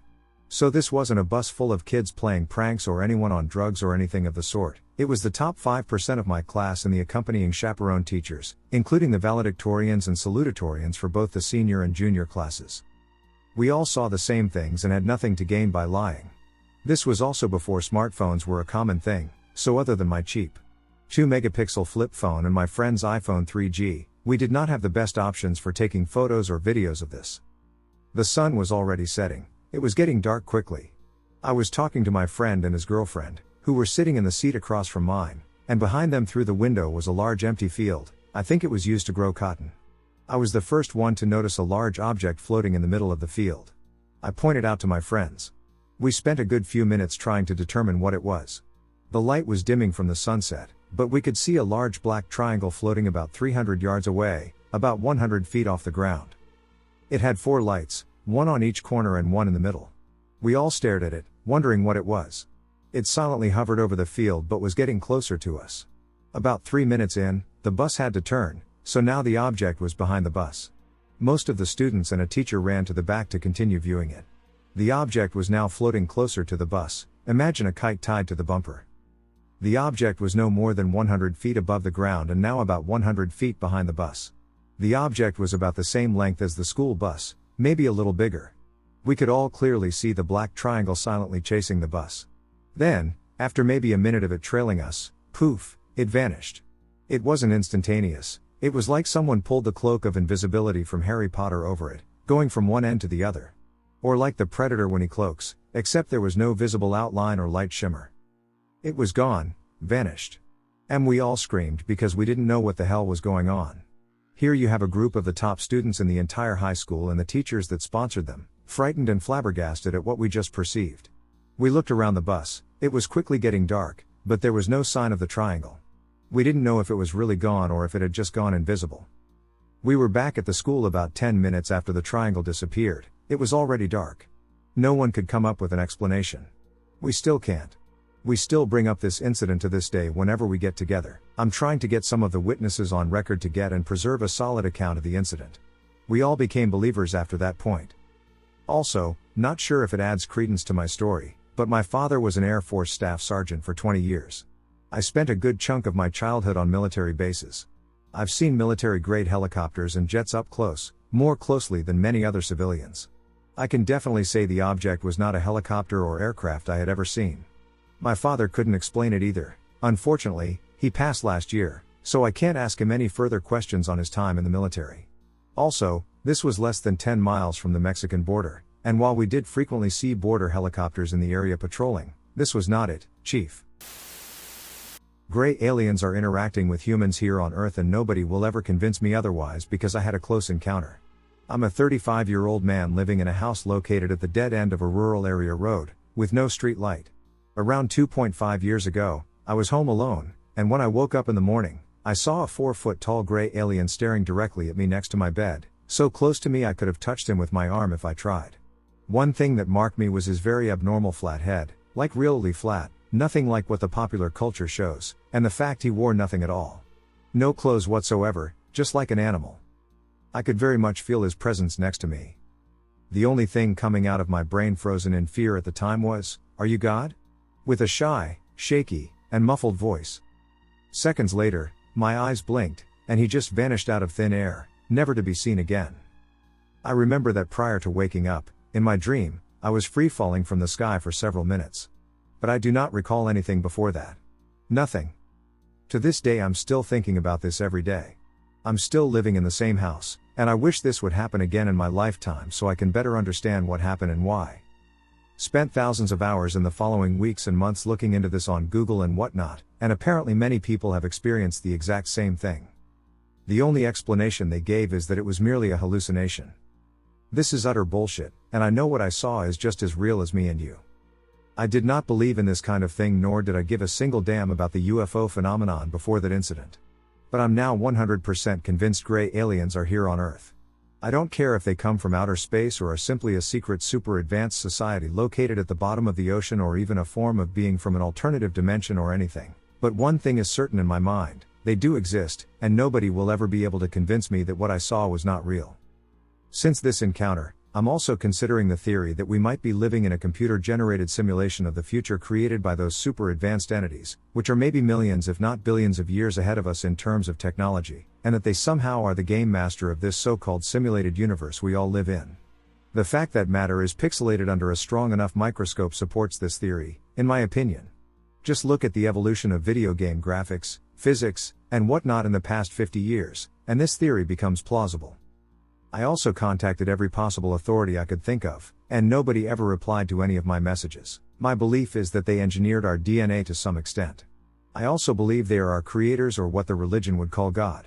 Since they have human-like characteristics, this supports the fact from the Bible that God created us in His image. I also think they interact with humans when they are in their deep sleep states, so the vast majority of encounters will never be remembered. They are not here to harm us, else, I would not be alive to tell this story. A weird, possibly connected alien-sounding phenomenon in my childhood. So the other day, mostly yesterday, I was watching a documentary on Stan Romanek, and it reminded me of when I was younger and had a few weird things happen to me that I now realize are very eerily alien-esque. In fact, if they weren't aliens, it would make even less sense. I'll start with this: I have few, if any, memories of my childhood. I'm forgetful that way. But I know that the memories I have are real because I just forget things, not how they happened. That said, some of this stuff I completely forgot until now, and some of it I have always remembered but barely thought about. There's probably a lot I've forgotten, but these are the incidents I have memories of. When I was a kid, I was always forced to watch my dad set off a miniature cannon into a lake, Clear Lake in California, to be exact, and I always hated it. So I would usually just cover my ears, stare off into the lake, and pretend I wasn't able to hear that deafening bullshit. Well, one time, I remember looking out and seeing a whole bunch of stars moving at once. You used to be able to see a whole bunch of stars there. It's been a while since I've been there though, and thinking, wow, stars can move? I saw my first shooting star just a year ago, at 21. I never really spent a lot of time looking into space. However, on that one occasion, I observed the lights more closely and noticed that the area in the middle was definitely darker against the deep blue of the night sky. I watched it slowly move over the lake, and I asked my dad what it was, and he said he couldn't see anything, and I showed him the stars, and he said something like, "Ha, weird," and went on with his bullshit. He probably thought I was trying to interrupt him so he could get out of it. Fast forward to later, but in the same time. I'm in my room, in my bed, lofted bed, and I look across the room to see my teddy bear floating above my toy chest, with a weird green light all around it. Just floating there. I jumped out of my bed and raced out of there so fast, and when I got to the entryway, my parents were just coming home and scolded me and took me upstairs, where I found that the bear was in the toy box, with the lid closed. I never closed the lid, why would I? It's ducking toys. All well and good, but I also would have weird recurring dreams, the only recurring dreams I've ever had in my life, where I'd be falling, and then an angel, the stereotypical looking one, would catch me and slowly put me down, and I could feel all those sensations, and several times, I would find myself either falling out of my bed or floating above it, in a lofted bed. You're so near the ceiling and the decorations on it, stars and such, that you know how far away you are from the ceiling when you look. I was above my bed. I was a Christian kid, I thought angels existed, and I never told anyone because I thought it was special to have interactions with them. They never really happened again after some point. It was all fun and games until yesterday, when I recollected a strange and unsettling incident from my childhood. I went trick-or-treating in my area with my parents. I was still around this age, and my area is a rich, white area, and I remember I went to a house that had a strobe light, the first I'd ever seen. So I started crying, and the owner of the house came up to me. She was a youngish woman with curly dark hair, and I remember her having green, vertically slitted eyes like a cat. They would move and blink and change their size and do everything a normal eye does. I remember crying more and her saying it was okay, that they were real, and that doctors put them in. I recall ceasing to cry because I left that night with the thought, I can't wait to grow up and undergo that surgery. Never saw that woman again. The house has appeared empty for as long as I can remember. And I'm just going to be coy here, that was nearly 16 or 17 years ago. That surgery doesn't exist today. Also, I was always literally deadly afraid of aliens when I was a kid. Snakes and the like never did anything for me either, animals and shit. However, I couldn't look at a picture of aliens, or even just people with alien-like features, without feeling nauseous or experiencing extreme fear. It wasn't as though my mind was making this shit up about aliens because I knew nothing about them, what they looked like, what they were, or anything. But pictures of them made me phobia level scared. I obviously don't now, and that's mostly because I grew up and learned more about them. But there was definitely a block. I wouldn't look at pictures ever. The humanoid screams. I don't know whether this is the right place to share this, but I'll try. Last night when I was using the bathroom, I heard a noise. Who has seen the film Annihilation? You know the bear thingy in it that mimics people talking? It sounded like that, but kind of like it was choking or gurgling. Then some dogs started barking, and I heard like a raspy imitation of the dogs barking. Then it stopped, dead silence, apart from the noise of my shower. About an hour later, when having a treat after dinner, through a split in my curtains, I saw something dashing around but figured it was tree branches. Went to bed. Woke up. Did normal stuff I would do on a bank holiday from my school. Literally about 15 minutes ago, my dog started freaking out and twisting her head and jumping and clawing at the back door as if something was outside. Usually for a cat or squirrel she would do this. I was spooked considering it's dark and 4:30 in late autumn. UK, you caught a glimpse of a tall shadow darting across my garden, looked like that of an ape or monkey swinging. I shined my 4000 LM torch outside but couldn't see anything. Does anyone know what this is? I tried to tell my mom, but she didn't think otherwise of it. I keep hearing things from outside like rustling, but I live in a populated town on a populated road. I need to talk about this. Are these aliens? True experience. I am 19 years old and currently live in the UK. Previously I was an extreme skeptic of all things supernatural. Ghosts and demons and all of these stories never frightened me, as I can normally convince myself of a rational explanation. However, lately I've had strange experiences that seem to have changed the way I think, not about ghosts or the sort, but about aliens. I've always had an underlying fear of gray aliens. This fear is not as extreme as arachnophobia, a phobia that prevents its sufferers from even looking or hearing about their feared creatures. I have an extreme interest in the concept of aliens and wish to believe that they are real and we are not alone in the universe. However, something about the idea of gray aliens presents me with an intense feeling of dread and despair when I think about them in my own life. I can't sleep being able to see outside or facing anything with a corner that I cannot see around. I also find it difficult to sleep without any kind of sound to distract myself and help me doze off without much thought. However, approximately 3 months ago I encountered my first ever night terror. These were common for my dad, who experienced them for years. His night terrors, however, were generally funny, him seeing weird things like my nan's eyes glowing neon that woke him up screaming. My only night terror to this date was different. I lay in bed with my girlfriend and fell asleep. I remember each part of the dream like it was real.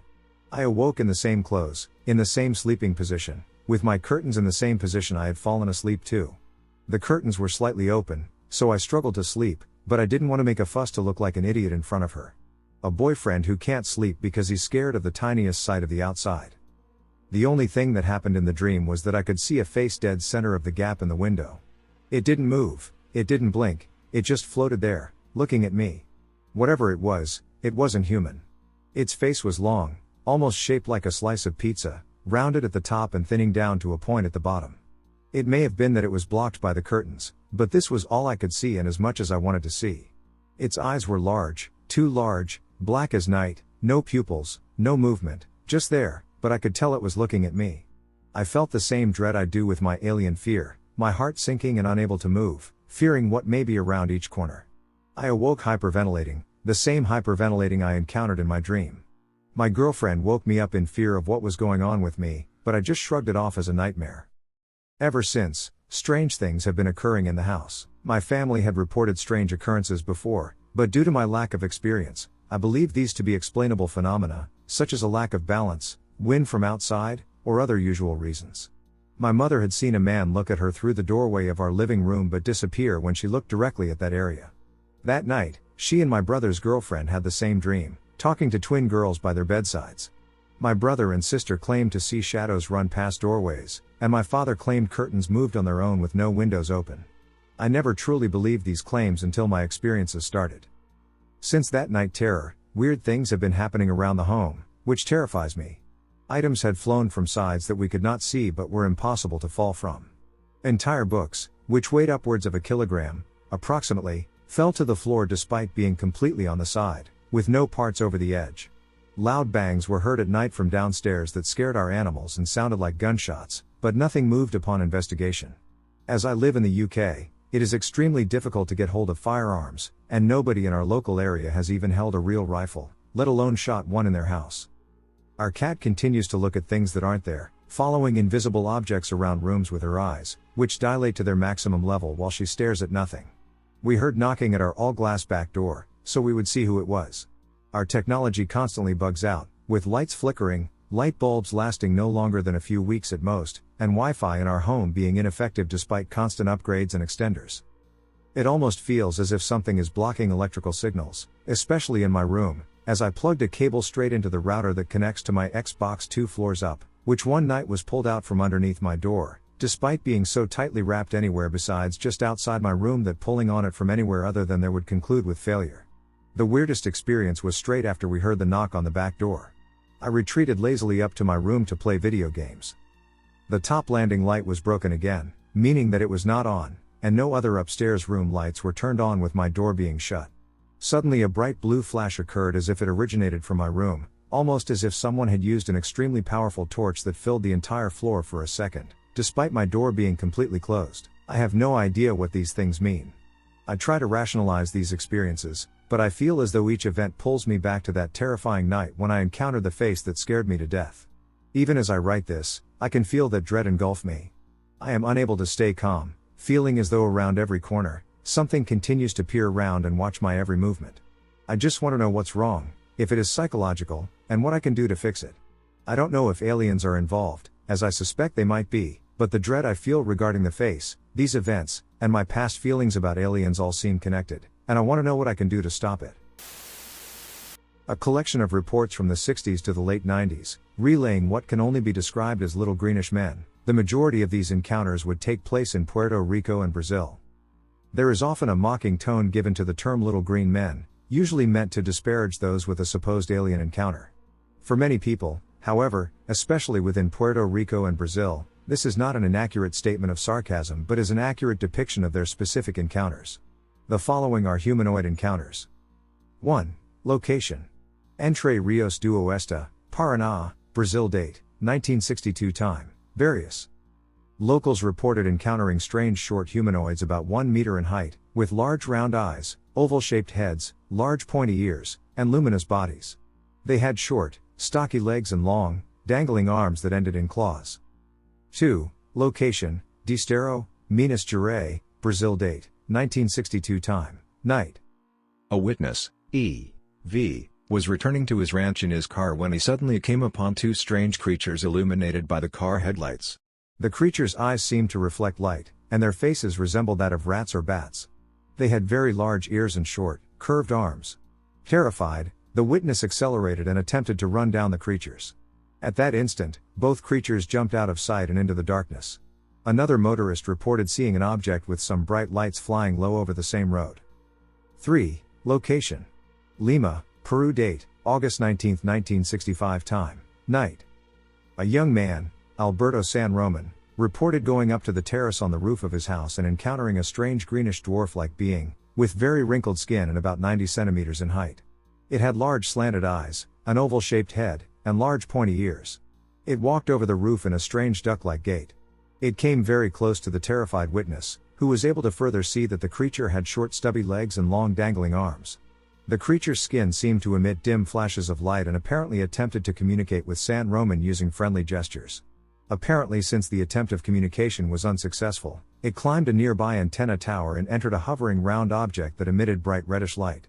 Once this was done, the craft left at high speed. 4. Location, Barro Quebradas, Puerto Rico, December, 1971. Efren Albino saw in a wooded area behind his house a pyramid-shaped object on 3 leg-like supports on the ground. A door opened on its side, and a small ramp was lowered to the ground. 3 creatures carrying a long tube-like object then emerged down the ramp. The beings were of different heights, 1 tall, 1 medium, and 1 short. A bright light was emitted from the long tube-like object, partly blinding the witness. The beings were described as thin, with heads a little larger than normal and large pointy ears. They all had large black eyes and very small noses and mouths. All wore tight-fitting silvery outfits. Albino became frightened and ran back into his house. The next day he found scorched marks at the side of the landing and noticed an unpleasant odor in the area. Other locals had apparently seen the object landing. 5. Location. El Verde, Puerto Rico. Date, late October 1973. Time, night. Ana Dominguez and Jose Alamar, accompanied by their daughter and others, were visiting an area near where their youngest son, Jose Jr., had mysteriously disappeared 3 months before. While Jose was in a nearby ranch house, Ana and her daughter stayed in the car, which was parked near the road, waiting for his return. Suddenly, from the left side of the car, they both heard what they thought was Jose's voice, saying loud and clear, "Negra, open the car door, I'm back."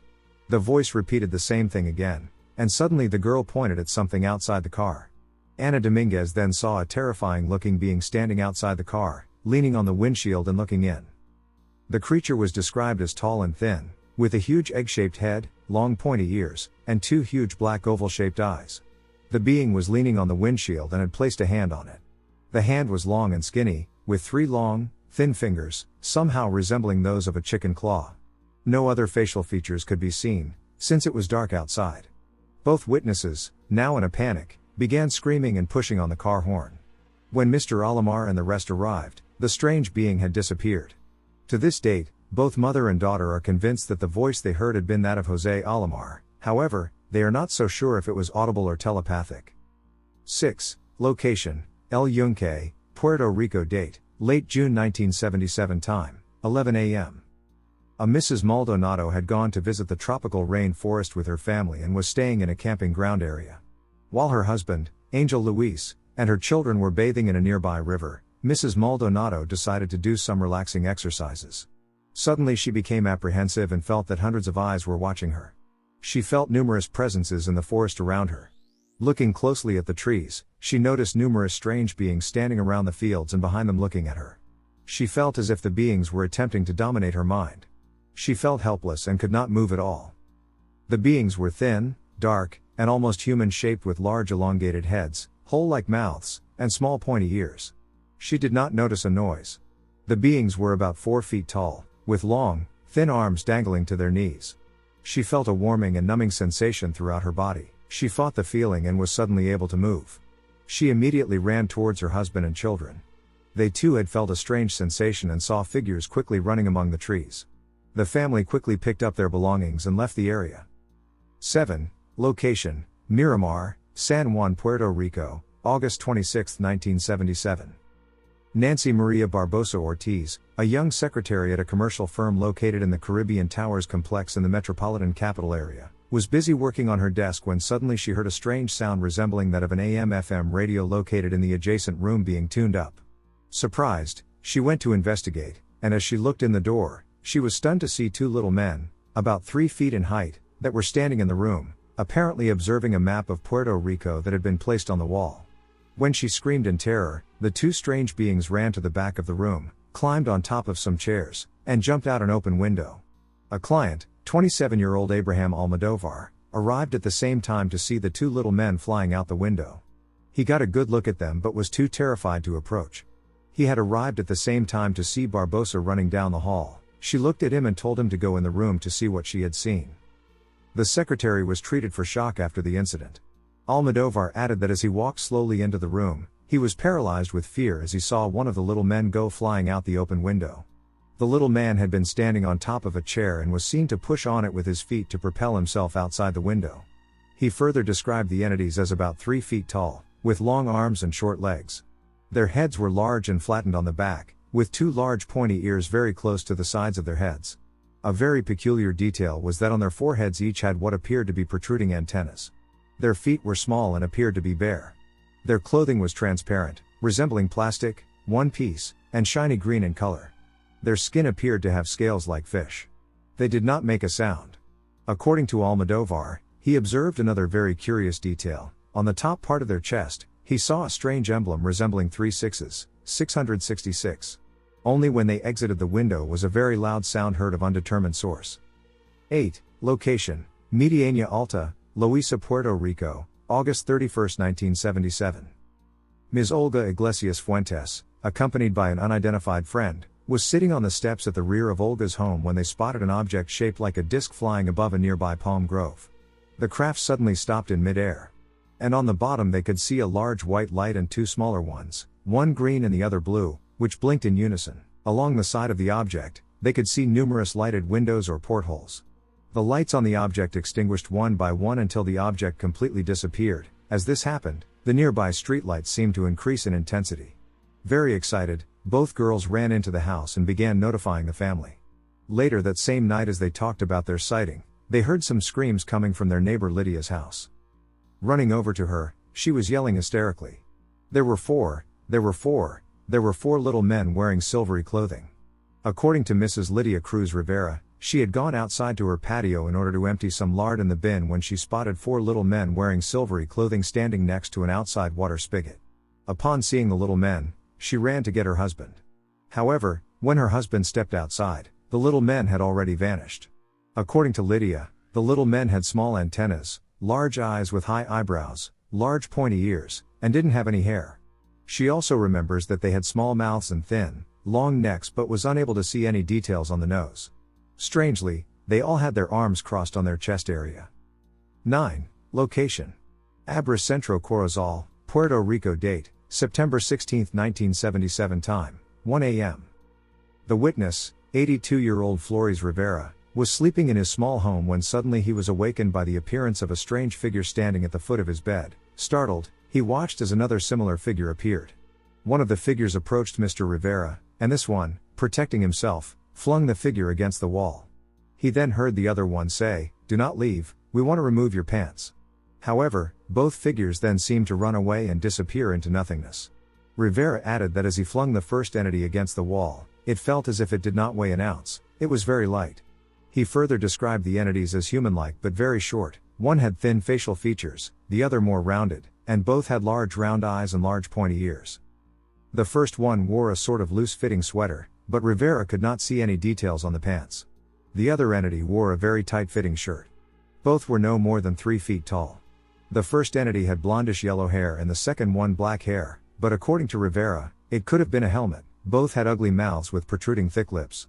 Several months before, Rivera and his wife had seen a red-colored sphere that was emitting a sort of raking noise, flying low over the fields. 10. Location.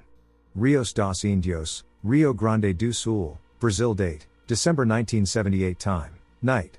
3 girls, Mercedes, Fatima, and Nusa, were returning from school along an isolated path when they observed an intriguing creature about 1 meter in height, with huge pointed ears, wearing a red and black outfit, and with what appeared to be 2 small antennas on the top of its head. It was walking silently down a wooded path. No other information. 11. Location. Aguadilla, Puerto Rico. Date, March 23, 1980. Time, 1:30 a.m. A security guard making his rounds on the grounds of the local hospital encountered a strange 4-foot-tall being wearing a gray outfit with headgear. It wore 2 bright medallions on its chest, and it had gray skin. It had large, slightly slanted, deep-set eyes, a flat nose, and a large, wide mouth. It also had large, pointy ears. The witness also noticed black hair under the head cover. The guard pointed his revolver at the little man, and suddenly this one spoke in a guttural voice and yelled, "Life." The guard fired his weapon anyway with no apparent effect, and then he fainted. When he came, the little man had disappeared. 12. Location. Aguadilla, Puerto Rico. Date, March 24, 1980. Time, night. The day after a security guard had encountered a bizarre creature on the grounds of the local hospital, a nurse and a female visitor to the pediatric wing of said hospital saw a strange female being, with pointed ears and large eyes, wearing a tight-fitting gray outfit. Upon being seen, the creature ran from the area and disappeared. The reason both witnesses could tell that it was a female is that the outline of breasts could be seen on its tight-fitting outfit. 13. Location. Laguna Cartagena, Puerto Rico, August 31, 1990. Mr. Miguel Figueroa was going to his place of business and, arriving there, found that there were about a dozen cars parked there. Given the unwanted hour, he was astonished, and he asked what was going on. The entire group of people seemed to be highly excited, especially one woman who was screaming that she had just seen some children or strange little men passing by who had huge heads and huge eyes. They had passed in front of the cars, and the people were still parked there and talking about it, because the things were still there. Mr. Figueroa replied that no doubt somebody had wanted to play a trick on them by dressing up, or something of the sort. But his curiosity aroused, he drove on in the direction of the road towards Boquerón, which was whither the little men had gone. And to his immense surprise, he saw, beside the highway, 5 most strange little beings, 2 of them taller than the rest, about 4 feet, while the others were about 3 feet. He said, "Their clothing or something, I don't know whether it was clothing or their own skin, because they were all gray, was from head to feet. But at the knees and elbows they had what looked like sections that passed one into the other. Their heads were big and egg-shaped. Compared to their bodies, the heads were large, and their eyes were big and shining." He noticed also that their ears were long and pointed, just as the people at his place of work had said. He said that on their feet they had only 3 large toes, and on their hands only 3 large fingers.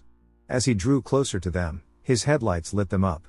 Then one of them turned around towards him, and he noticed that it had large slanted eyes emitting a very brilliant white light. He could also see that for noses they had merely tiny holes, almost no noses at all, and their mouths were extremely thin and tiny, as though with no lips at all. Their chins were very small and very pointed. And then the rest of them all turned around too and became enveloped in a very bright light. It was a very powerful light, like a welder's torch, that blotted out the headlights of the car. Figueroa became frightened, and seeking to cover himself, reversed the car and backed away from them a bit. And when he pulled off to a distance, they turned away again and continued walking on again along the road just as though nothing had happened. However, Figueroa still followed them at a distance. A bit further on, he saw that when on the road they came to a little bridge over a ravine, they jumped down, one after the other, and went off towards the left along the edge of the ravine and vanished there, while Figueroa remained sitting in his car, petrified with fear. 14. Location. Mini Puerto Rico. Date, May 14, 1991. Time, afternoon. Two young men playing in an isolated field encountered a small circular silvery metallic object on the ground. It was very shiny and had a small dome-like sphere on its top. The boys approached the object and began touching it. Suddenly a small hatch opened on the bottom of the craft, and a long, thin green arm came out, grabbing one of the boys by his leg. As the boy struggled to get away, a second thin arm emerged and grabbed him by his arm. The boy grabbed a piece of wood and began striking one of the creature's arms. He managed to cut off one of the fingers, and the creature let go. The finger fell to the ground, oozing a green liquid. The witnesses attempted to retrieve the severed finger but dropped it during the panic. They both fled but later returned to find both the object and its occupant gone. 15. Location. Mini Puerto Rico. Date, May 14, 1991. Time, night. An adult witness was looking out his bedroom window when he briefly saw a short, green-skinned figure with large, pointy ears, a pear-shaped head, and large, red, oval-shaped eyes. The figure quickly scurried away into the brush. 16. Location. Mini Puerto Rico. Date, May 15, 1991. Time, 3:30 p.m. Near the same spot as a previous encounter, two boys were playing near the woods when they heard a noise and saw a strange being emerge from the woods. The being was described as short and bright green in color, with an oval-shaped head, large almond-shaped eyes, and huge pointed ears. It was thin with very long arms with 3-digit hands. The being stood looking at the witnesses, emitting a strange chatter-like noise. The witnesses threw fruits at it and then chased it, but it ran quickly and disappeared down a drain aqueduct. At one point the being grabbed one of the boys by the foot, making him fall. 17. Location. Carolina, Puerto Rico. Date, late November 1991. Time, 9 p.m. The witness was en route to a store on a roadway along a rural area when he heard some noises coming from the nearby brush. He looked in the direction of the noises and saw two strange-looking short creatures. They were 3 feet tall and were wearing a tight-fitting silvery outfit that was very shiny. Their heads were large, and they had large pointed ears. They also had large bright white eyes. The witness did not notice a mouth or a nose. Both of the creatures were encased in a mild glow. The beings were collecting plant and rock samples and putting them in a small vase-like container. The beings suddenly noticed the witness and ran through the brush, quickly disappearing from sight. 18. Location. Colinas del Yunque, Puerto Rico. Date, middle of August 1992. Time, 5 p.m. At least 6 independent witnesses, including 3 children, saw in broad daylight 2 short beings walking side by side in the middle of the roadway. The beings were described as 4 feet tall with shiny light green skin, very thin long arms, and heads somewhat larger than normal and covered with stringy light brown hair.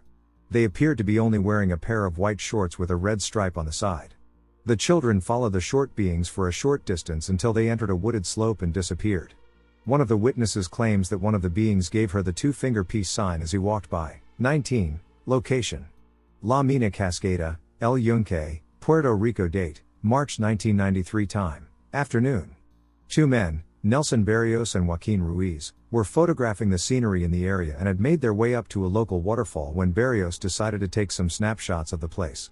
The next day, when they called to pick up their developed film, they were astounded to hear from the technician that had developed it that several of the photos showed an entity, in precisely the same spot, peering out from behind a rock. Ruiz saw nothing while taking the photos. The entity was described as being about the size of a child, bald-headed, with oval-shaped eyes, pretty deeply set, and wrinkled sort of features as though old. 20. Location. Anons, Naranjito, Puerto Rico. Date, September 22, 1995. Time, 5:30 p.m. Rosa Jimenez was out in a field gathering her cows when she noticed a short, childlike figure crouching behind some nearby weeds. The being had a large head with a wide forehead. It had beautiful slanted eyes with red pupils, a flattened nose with rosy cheeks, and small pointed ears.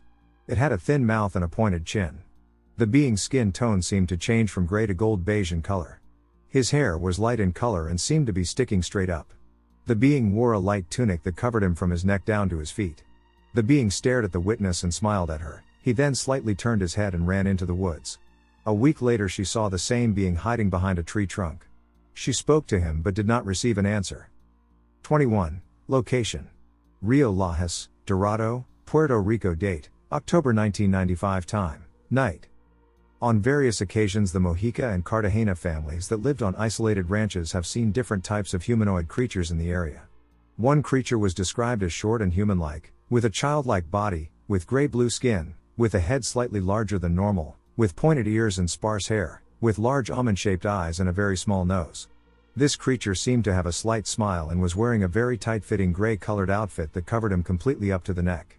Another type of being seen was described as about 6 feet tall with very similar features to the small childlike creature, wearing the same type of outfit. This one has been seen in conjunction with the chupacabra-type creatures that he seems to be keeping an eye on. On one occasion the witnesses saw 14 chupacabra-type creatures of different sizes walking single file up the side of a hill. Others in the area have seen unknown aircraft and lights over the fields. 22. Location: Guatemala, Puerto Rico. Date: October 20, 1995. Time: late night.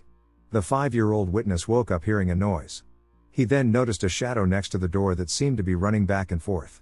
Afraid, he hid under the covers but could still see the shadowy figure.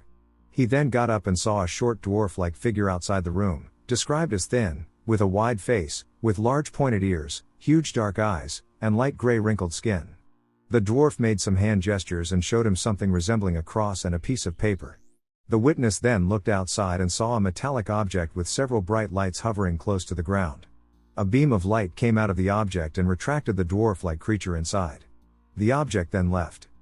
23. Location: Guatemala, Puerto Rico. Date: October 21, 1995. Time: late night. A young boy, involved in the previous encounter, was sleeping when a powerful light entered his bedroom. The brightness of the light woke him up. He then saw a small reddish sphere come in through the window and fall to the floor. When it hit the ground, it transformed itself into a short, dwarf-like creature with long, pointed ears and huge, oval-shaped eyes. Screaming, he ran to the closet. His grandfather, who had noticed the bright light in the boy's room, now came inside to see what had happened. Upon entering the room, he saw the bizarre creature. He tried to hit the creature with a bat, but the creature suddenly transformed itself into a ball of light and shot out the window. Looking out the window, he then saw a landed metallic object on the patio resting on several legs. It had several lighted windows and lights. Suddenly the object shot up into the sky at very high speed. 24. Location: Santa Terezinha, Piracicaba, São Paulo, Brazil, August 27, 1996. A luminous object measuring 4 meters in diameter flew over the area late at night and then landed in an empty plot of land. The phenomenon, according to local residents, was witnessed by more than 100 people. Witnesses said they saw it when it flew over the Santa Terezinha neighborhood at a low altitude. According to the witnesses, the ship was very bright and did not emit any type of sound. That same night, João Galvão Coelho and his wife, Ivanite, were returning home on their motorcycle when they saw a luminous object that was flying overhead at a low altitude. At first, João thought it was an airplane, but after observing it better, he concluded that the maneuvers carried out by the strange object were unconventional. According to Coelho, the object was approximately 4 meters in diameter and had dozens of colored lights surrounding it. After a few minutes, the UFO made a sudden turn and began to descend diagonally. João and Ivanite thought the object was going to crash and decided to follow it to make sure it was something unexplained. When they arrived near a vacant lot, they now realized that the object was hovering about 60 centimeters above the ground. João stopped his motorcycle at approximately 8 meters from the location and began flashing his headlights at the craft. At that moment, Ivanite was able to observe a kind of ramp that began to descend from the bottom of the UFO. The ramp had the same shades of light that shone around the object, that is, red, yellow, and green. Then, according to the witnesses, 3 small beings, approximately 50 centimeters tall, with large heads disproportionate to their bodies, descended on this ramp. It looked as if they were wearing helmets, they had huge ears, and on the top of their heads, an antenna from which red lights were flashing, declared João. The 3 creatures each carried an object similar to a pen in their right hands. The beings then went towards the couple, but the frightened couple drove away in a panic. Upon arriving at their house, they found that several neighbors had also observed the same phenomenon. Ufologists at the site reported finding 3 symmetrical perforations on the ground, which formed a triangle, and in the center a 4th hole. Experts took samples of the vegetation to check whether there had been any chemical changes with the plants. 25. Location: Peñuelas, Puerto Rico. Date: September 26, 1997. Time: 10 p.m. Ivan Rivero Morales and several other witnesses watched an object flying around a nearby mountaintop for about an hour and then land on the summit. The intensity of its light dwindled to a soft amber glow, which it retained during the duration of its landing. To the witnesses' surprise, who were watching the object with binoculars and telescopes, a number of tall beings, described as greenish with large oval-shaped heads, black eyes, pointed ears, and protruding bellies, descended from the object and walked around the summit for 1 hour. After this length of time had elapsed, the beings re-entered the craft, and its brilliance increased to previous levels. It then vanished in a matter of seconds. 26. Location: Peñuelas, Puerto Rico. Date: September 27, 1997. Time: night. Local residents again watched an object land on the summit of a nearby mountain, but this time it was accompanied by another, smaller object. The large object landed on the same spot it had occupied on the previous evening, and its tall greenish occupants descended once more from within. On this occasion, the beings, described again as having protruding bellies, long thin arms, and large oval-shaped heads with pointed ears, remained outside for 2 hours, while the smaller object remained motionless over the location. After 2 hours, both objects rose into the air and vanished from the location. The only means of access to the mountaintop is by helicopter. 27. Location: Lima, Peru. Date: 1999. Time: late night. A family was woken up by the sound of something falling on their roof and then footsteps. Looking out the window, they saw a short humanoid figure, described as having a greenish head with pointy ears and a brown body, that had apparently jumped from the roof to their patio. The entity scurried away in a peculiar sideways fashion and was quickly lost from sight. 28. Location: not given. Date: June 18, 1999. Time: late night. Adam Clark woke up in a cold sweat and heard a high-pitched humming sound coming from outside. Deciding to investigate, he walked outside and saw a large triangular-shaped object with an orange light on each corner and a pink light in the middle hovering over the yard. As he stared at the object, he suddenly found himself in a cold dark room sitting on a cold metal iron board. There were 2 little green men with pointy ears and long arms that went down to their knees. He heard a telepathic message from one of the humanoids telling him that they were going to give him an implant. He screamed and remembered the little men walking towards him. His next memory was of standing in the yard and looking up, and the object disappeared back up into the sky. He has no further memories. Saw an alien being at the age of 8. I was 8 years old, visiting my grandparents' house in Cedro-Woolley, Washington, not far from Seattle. My grandparents and parents and other family members were settling in the house fairly late. It was very dark. I was alone in one of the back rooms. It had big windows. I saw a pair of binoculars on the windowsill, and like any curious 8-year-old, I picked them up. Mind you, I'm not very good at handling binoculars at this time, so I look around and unfocus and focus them to my amusement. I look around until I stop where I see a blurry humanoid figure over by the cloth hangers far away. I refocus them and see something I had never seen before, an alien being. I stared intimately and intently at it for a whole minute, watching it move. It had piercing gigantic black eyes and bulbous orb-like fingers. Its head was not human. It was round at the top and had an enlarged and elongated back of the skull when it turned to its side. I wasn't totally afraid but somewhat curious and told my family about it. When I walked back to tell my family, I think I just saw an alien. They all came with me to the window, and I pointed to where I saw it, back by the well-lit cloth hangers in the distance. My grandma told me, "It's probably just the neighbor," and shrugged it off.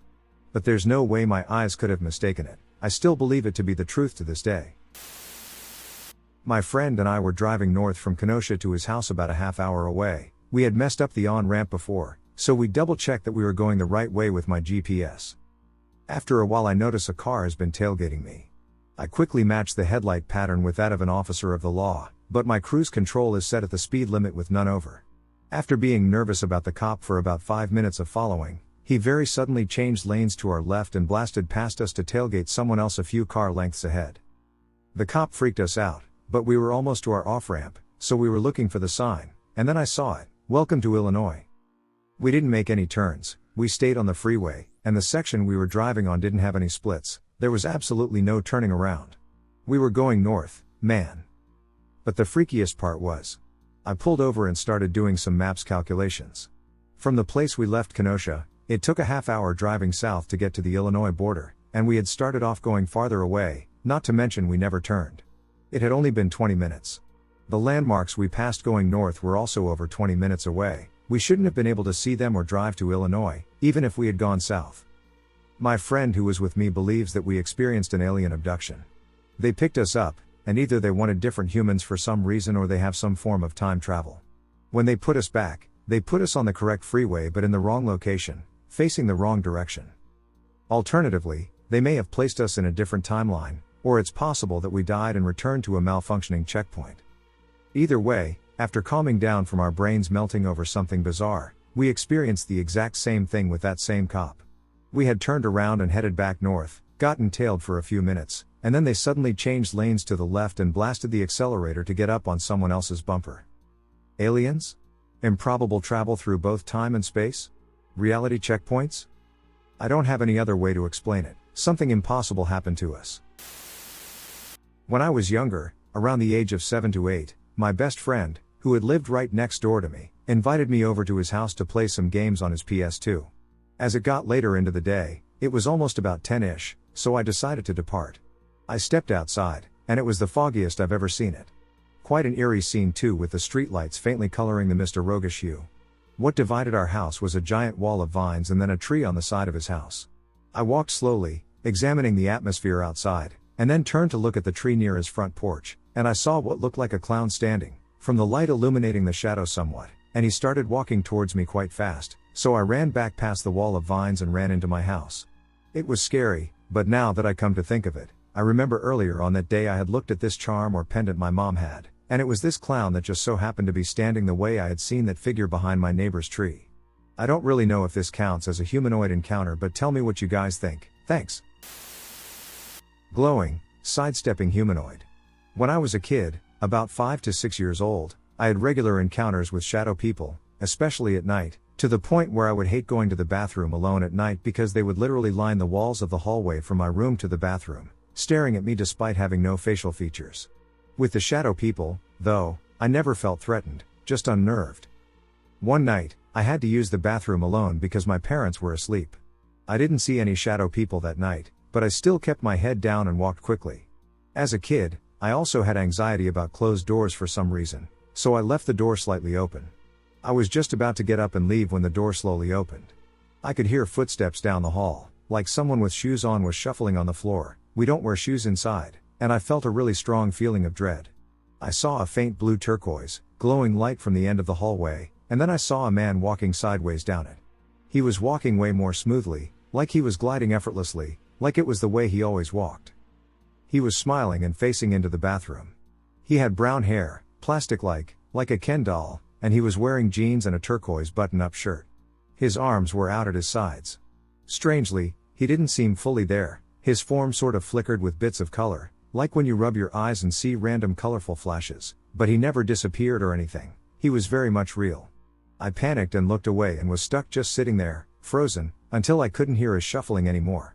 I looked down the hallway, and he was gone, and I ran back to my room. I never told anyone for years, and I don't know why. I don't even think I told my best friend or brought him up when people were sharing ghost stories. Then, one day, my mom and I were out walking the dog, and the topic of how haunted our old house was. She told me that she had a lot of weird dreams there, but one in particular stood out to her. In the dream, she was in bed, her room was in the same hallway as mine, facing out into the hallway, and she was very aware that a bunch of people were in the house and that she wanted them out. Then, she saw the same man walking the same way down the hallway. She got the same feeling of dread and wanted him gone as soon as possible. She didn't tell anyone about him, not my dad, not her sister, no one, and she doesn't know why either. When she told me about this, I almost started crying, and I felt a really intense feeling of dread. I still don't know why, but when I talk about him, I get choked up, and I feel really scared, even though I've never seen him since. I don't know what he is, or if he still exists, but neither of us had told anyone about him until that day. I've heard recently that some people report similar feelings of intense emotion when talking about aliens. I shared about him in another community, and someone suggested an alien. Maybe that's what he is? Has anyone else seen him, or anything at all like him? I'd love some insight into what he is, or just another person who has encountered him. My 31 years of life. My name is Harley David Anthony Epps Jr. I may, or may not have, received leukemia in the summer of 2015 from a UFO. It took over a year of not knowing I had leukemia, discovering that I did, and being too scared to face treatment, because when my grandma had cancer, I believed that the chemotherapy made her die faster and more painfully, before I finally started treatment on Thanksgiving 2016. In December 2015, there was a time I was puking up blood, which I later found out to be one of many signs I had experienced radiation sickness, along with the development of leukemia, AML, a non-hereditary cancer. My family was promised my death, yet I reached remission around 2 years later. I also developed GVHD, graft versus host disease, which my doctors said roughly 40 years beforehand would have meant certain death and was untreatable, and even when treated is just as deadly as cancer, yet I overcame that. I was promised I'd never be able to produce children, and my wife and I have two, one being autistic, and it's common knowledge that these types of kids tend to have extraordinary minds and thinking capabilities. My son is 3 and thus far nonverbal, so I don't know. I have many questions about how this happened and why it happened to me. Why didn't I hear the craft that stopped over my tent while camping in the sticks of Freeburg, Illinois? Furthermore, could you explain why it took me approximately 2 years to recall seeing the craft? I can't say in my memory that there's any recollection of seeing any beings from that night, but considering my life has never been normal, having an alcoholic cocaine addict for a mother and an absent father, I've had a lifetime of things most people would never believe. My mother once taught me to play on an Ouija board and how to make one, and after that, after a cabinet in the kitchen kept opening and closing, I jokingly set out a plate and said, "Maybe it's hungry," because I was 11, and my mother put it back and said, "Stop being stupid," and immediately a bottle of dish soap flew off the counter at least 10 feet and struck the back of her head. Next I'll discuss. I can't recall if it was before or after the Ouija board experience, but I remember being a child around that same young age and waking up to what appeared to be a long-haired little girl standing over my face as I slept, just for the kid to be completely gone before I had time to even put my glasses on. I can't see things without my glasses unless they're right upon my face, yet the hall light was on and certainly bright enough through the doorway to see a small figure with long hair watching me sleep. And I could go on with stories like these, one that goes way before that when I randomly walked away from my stepfather's mother's farm property, and all I remember is telling the cop who found me that I was following the Undertaker. I was an adult before I knew the definition of an Undertaker. To me, the Undertaker was specifically the pro wrestler portrayed by Mark Calloway. My whole life is riddled with mysteries like these. I was 22, turning 23 a month later when I started treatment, so I was 21 when I saw the craft, or rather, the craft saw me. I just turned 31 on December 18, 2024. In the summer of 2013, I was out walking around a very small town next to Cahokia called East Carondelet/Dupo, Prairie DuPont, which may as well be the same town, each being much smaller than the already small town I grew up in. That ex-girlfriend of mine had told me she herself was a practiced Wiccan, although I later learned she practiced if and when she needed to. Not only did I wake up one night and remember speaking in a high-pitched growl of a voice that wasn't my own, but I also said the words "she is evil" and immediately fell back out. Upon waking up, I told my ex, who was asleep at that time, about my memories, including a brief recollection of a dream featuring a blonde woman in a white dress who went down into a cellar. My ex's jaw dropped as she responded, "There's a blonde woman in a white dress that everyone in my house has seen, and my mother tells me she's had nightmares of this woman choking her while she slept." Given that the girl later turned out to be cheating on me, this incident may have been a warning rather than an attack. We dated for 4 months, and another night we were walking around back roads in the area surrounded by cornfields. One night, I was with my ex, Kat, and her friend Brett when I randomly looked back and noticed someone walking behind us in the darkness. Aside from the moonlight and a single streetlight located in the middle of a lonely road that stretched for about a quarter of a mile, I pointed out this shadowy figure, and my ex said, "I know, I see it, don't look back at it again." My curiosity naturally took over when I saw a perfect humanoid shape, seemingly made of darkness, a walking shadow, if you will. We get further, and I look back again. It still seems to be following us, but this time it was a huge wolf that looked like it was running but not gaining speed. I couldn't help but notice that the creature had an imperfect form, almost as if it were made of smoke and unable to maintain a solid shape like that of a wolf. In either form I saw no features, no typical glowing eyes or shining teeth of a lizard or shark. Just walking, shape-shifting black smoke. I'd also like to add that I was born at an Air Force base, although my dad received a dishonorable discharge from the Army on account of my mother being a teenage mother who just randomly got uprooted from southwestern Illinois to somewhere in Texas, and there are also at least 2 airports within 30 minutes of where I live. I even grew up in the town of Cahokia, named after the famous Cahokia Mound site that's actually located in what's known as Fairmont City, Illinois. I know aircraft and what they normally sound like, and I've only seen 2 in my life ever move or act the way the one that stopped over my tent did. The second time was a few months ago, during the aurora. I watched the aurora from my backyard in Belleville, Illinois, when I suddenly saw a perfect orb of light that had never been there before and hasn't appeared since. As soon as I saw it, it moved behind the trees and never came out the other side, even though I would have definitely seen it if it had been a regular craft. I want to clarify that after studying and learning about various supposed contactee stories and topics related to the supernatural and paranormal, I believe many of my experiences might be connected to aliens that I may be blocking from my memory. This is similar to the case of Whitley Schreiber, who was also born at an Air Force base and discovered that his experiences date back to his childhood. So the girl I saw in my room may have been a disguised being, either physically or mentally making me see her. The girl I saw in my room could have been a ghost or one of the infamous black-eyed children, although I can't recall any specific features other than their short height, long blonde hair, and lighter skin. I've heard stories about Becks, black-eyed kids, being related to or working with the men in black, and some others claim them to be demonic in nature. I found stories suggesting that aliens and angels or demons could be the same, as they are considered beings from a higher dimension, in contrast to the idea that all these entities originate from another planet. Some Becks could be extraterrestrial, but other stories suggest that many of them are beings that exist beyond time itself. When I hear noises in the night, I maintain a skeptical mindset, always seeking explanations first. However, some phenomena defy simple logic. That same summer, in the woods near Shiloh, Illinois, I witnessed a hooded figure observing me.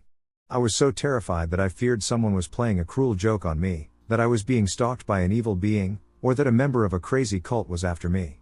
And today, I've also found many stories of ETs coming throughout history in the form of cloaked figures. I was so terrified by it, though, that I simply went back into my ex's mom's house and didn't say a word to my ex about it. I didn't want to scare her, nor potentially get authorities involved in case it was some crazy cult. There was also the summer of 2016 in which I was driving my car on the back roads near Cahokia and Columbia, Illinois, known as Triple Lakes Road. This is one of my most credible stories because I was with a best friend named Gage, who'd never experienced anything like what happened in my passenger seat, rather than alone or with an ex I no longer talked to. It was dark, and we were aimlessly driving back there. I was not usually behind the wheel, so I didn't know the routes of where they all came out. Gage did. Mind you, we were always hitting roadies, as they're called. Ours only involved the roasting of marijuana, typically in the form of blunts. Eventually Gage asked me if I knew where I was going, and I said, no, but I figured with you here you can help me if I get lost, or we'll just pull up the GPS app. Eventually, out of nowhere, it seemed the turn I took ended at what I can only describe as a house from Scooby-Doo. No lights aside from the moon to show enough of the house, a huge house with a circular driveway in front. What didn't make sense was that at every other house, you had to make a sharp 90-degree turn to access the driveway. This house seemed to mark the end of the road. Immediately, my friend exclaimed, "We need to get out of here now," before reversing, turning around, and accelerating. As we drove further down the road, we saw what looked like a transparent, torn-up sheet resembling some type of spirit, with a completely distorted yet blurred image in the area where its head would be. Gage, after about 10 seconds of this thing literally hovering above my Toyota Corolla, keeping up with my at least 50 to 60 miles per hour movement, says, "Dude, my ducking eyes are watering," which shook me because I said, "Mine are too." It also seemed neither of us could even try to look away from this. Had anything walked into the road, such as a deer, we would have crashed hard. Eventually we got so far that it simply vanished. The next day my cousin Ben, who knew the routes by memory, said, "There's no way you could have ended up where you did because I know those ways, and I have never seen this house nor a road that suddenly ends with a big creepy looking house." Although he was aware of our truth, he struggled to understand how our experience could have occurred. There's also a repetitive occurrence throughout my life of street lights randomly blowing out when I'm in vehicles that pass them. It's happened too often for me to think it's a coincidence. I've heard stories about this being potentially ET or even angel/demon related. But I don't know. I pointed out a light that blew out 2 months ago as I was dropping off my 14-year-old sister and even verbally stated how weird it's always been to me how often that happens. As I sat in my mom's driveway making sure she got inside okay, the light to my left started to flicker, and as I looked at the street light, it blew out. The more I keep remembering, the more my crazy shit goes on. Some will say this is all made up bullshit. Some will never believe these stories, but for those who do, know you're not alone. Never alone. There are 12 dimensions of beings watching this earth, according to my constant research. More than anything, I want others to confirm I am sane. Humanoid light beings. I want to tell this story just so I can know if anyone knows what I saw or has seen similar beings. When I was 6 years old, I saw 2 humanoid light beings in my room. I used to share a room with my sisters, and I had the top bunk in a fairly small room in San Francisco at the time. One night I woke up and saw a faint light coming from in the room, so I looked over and saw the beings. One was tall and large, and it came off as being a man. The other one was a smaller, almost childlike size, and it came off as being a girl. The beings themselves were light, but they weren't too bright that you couldn't look at them. They had no facial features or any hair. They looked like if you cut out a silhouette of a person from a white piece of paper. From what I remember, they looked 2D as well. The man was standing in the doorway, and the girl was standing in front of the mirror above the dresser we had in the room. They had no eyes, but I could tell they were staring at me. I wiped my eyes because I thought they were just my tired eyes showing blurry images, but I kept wiping, and they didn't disappear. They were too bright and distinct to be my eyes anyways. At first I thought I had seen ghosts for years, but the more I read, the less likely I thought they were. Feel free to ask questions, but I'm looking for more answers than anything. The form. Sometime after I turned 5 years old, I had my first and, quite honestly, my only ever experience with sleep paralysis. It started off as a normal night. My half-siblings were all at their other parents' house, and so it was just myself and my parents in the house. We spent the evening watching TV until I eventually fell asleep, and my mom carried me off to bed. To set the scene, I slept in a bunk bed at the time on the bottom mattress, which was opposite of my bedroom door but faced the wall that the door was on. My parents always left the door open so that they could occasionally check on me, and so the light from the living room TV would shine down the hallway and bounce off of said door, acting as a night light. From where I slept, I could see down the hallway slightly into my parents' room. As I fell into a deeper sleep, I began to dream. In that dream I woke up right where I was, lying under my blanket staring up at the ceiling/the top bunk. Believing that I had just woken myself up, I dismissed the situation and tried to roll over to fall back asleep. The problem was I soon realized that I couldn't roll over. I tried wiggling my toes, then my fingers, then moving my head around without success. The only functions I could seem to perform were moving my eyes around and breathing. Not even making a sound was possible as I attempted to whisper at first and then call for my mom. I wasn't scared, more confused as to what was happening. After 30 seconds or so, however, I felt an uneasy sense wash over me. I was drawn to checking my surroundings, feeling like someone was in my room just outside of my vision. I stared at the foot of my bed for a few seconds, nothing was there. I looked at the side of the bed closest to the wall, expecting a hand to reach out and grab me, nothing. Searching the corners of the room, my eyes latched onto something in the doorway. Barely visible, a humanoid form stood in my doorway. The form's composition I can only describe as being made of the heat waves that you see bouncing off of asphalt on a hot summer's day. Dumbfounded, I was forced to sit and stare at the form, because, well, what else could I do in my own body's prison? Seconds feel like hours of this form standing and staring until finally the form turns and walks to my parents' bedroom. Immediately worried about what I just saw, I tried to wake myself, vigorously blinking my eyes and repeating wake up, wake up, wake up in my mind until finally I had actually woken up. After gaining my composure, I felt like it was safe enough to turn over and go back to sleep. Wrong. Just as in my dream, I found that my body was incapable of moving. I followed as I did in my dream, first attempting to wiggle my toes, then my fingers, then my head, feeling that wash of dread ooze over me when I couldn't make any noises either. I checked the spots in the room that I originally did and didn't find anything. At this point I remembered that the form had walked into my parents' room and realized that they may be in danger when they go to bed later. Struggling to break free from my paralysis, I tried my hardest to move anything I could and to yell. Sensation slowly returned to my body, and a faint whisper was all I could speak until all at once I was able to move and yell.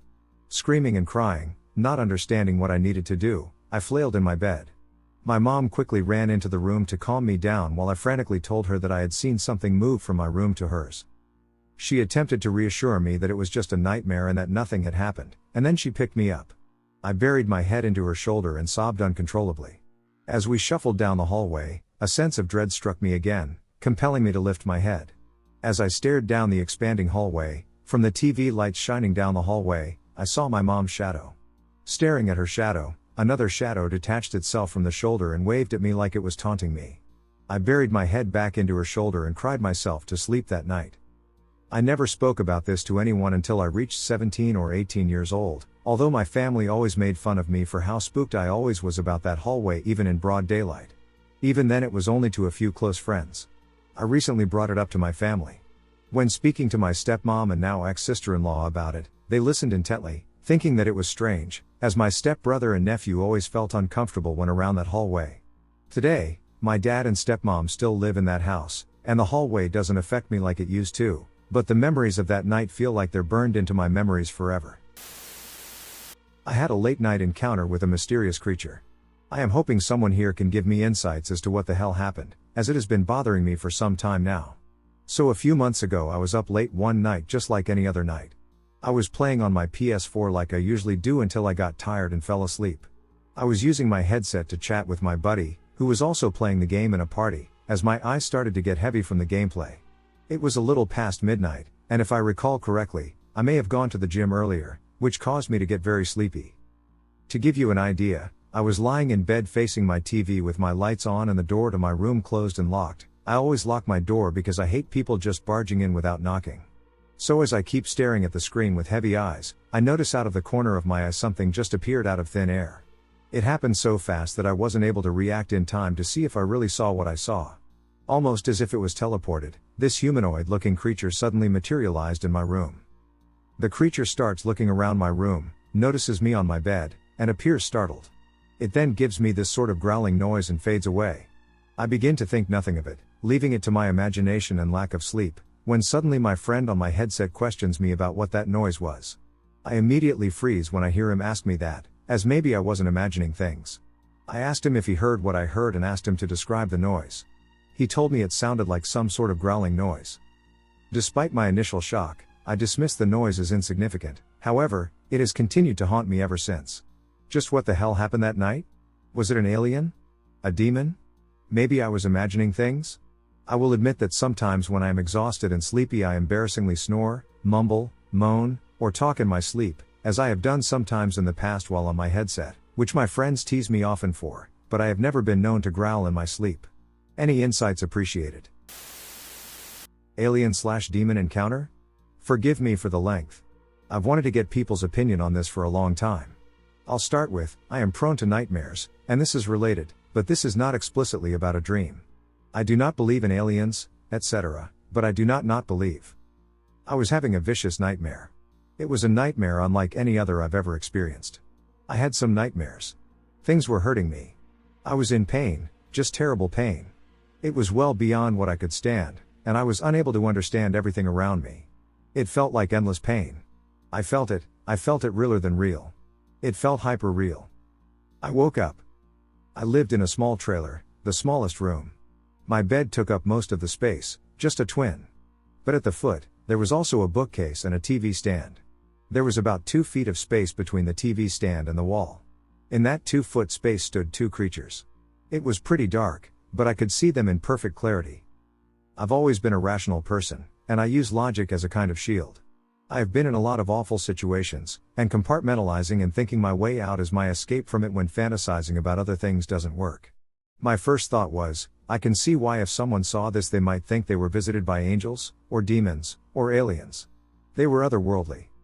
They gave off a sense of complete malevolence, like they wanted to hurt me and enjoyed it. But at the same time, they felt like they were beyond the world, beyond the rules. They were so ugly they were just disturbingly interesting to look at. They felt like they were beyond morality as I could conceive it, just the rules didn't apply to them. The fact that they couldn't both stand where they were was proof. I can't explain that any better. They were standing in a place and way that is literally impossible to ever recreate or reconstruct or explain. It was painful for me to look at. I tried to comprehend it in my mind, but it was disgusting in every sense for me to look at. They were also hideous, so hideous. Their whole bodies were covered in brain-like wrinkles, and they were a strange, squishy black substance. And their facial features were made out of more defined wrinkles, like scars. A large grin, strange eye-like protrusions, but no eyes. They just stared at me. They just radiated such a disturbing aura off of them. I thought, I'm having a bad dream, and now when I turn on the lights it will go away. Everything will go away, it's okay.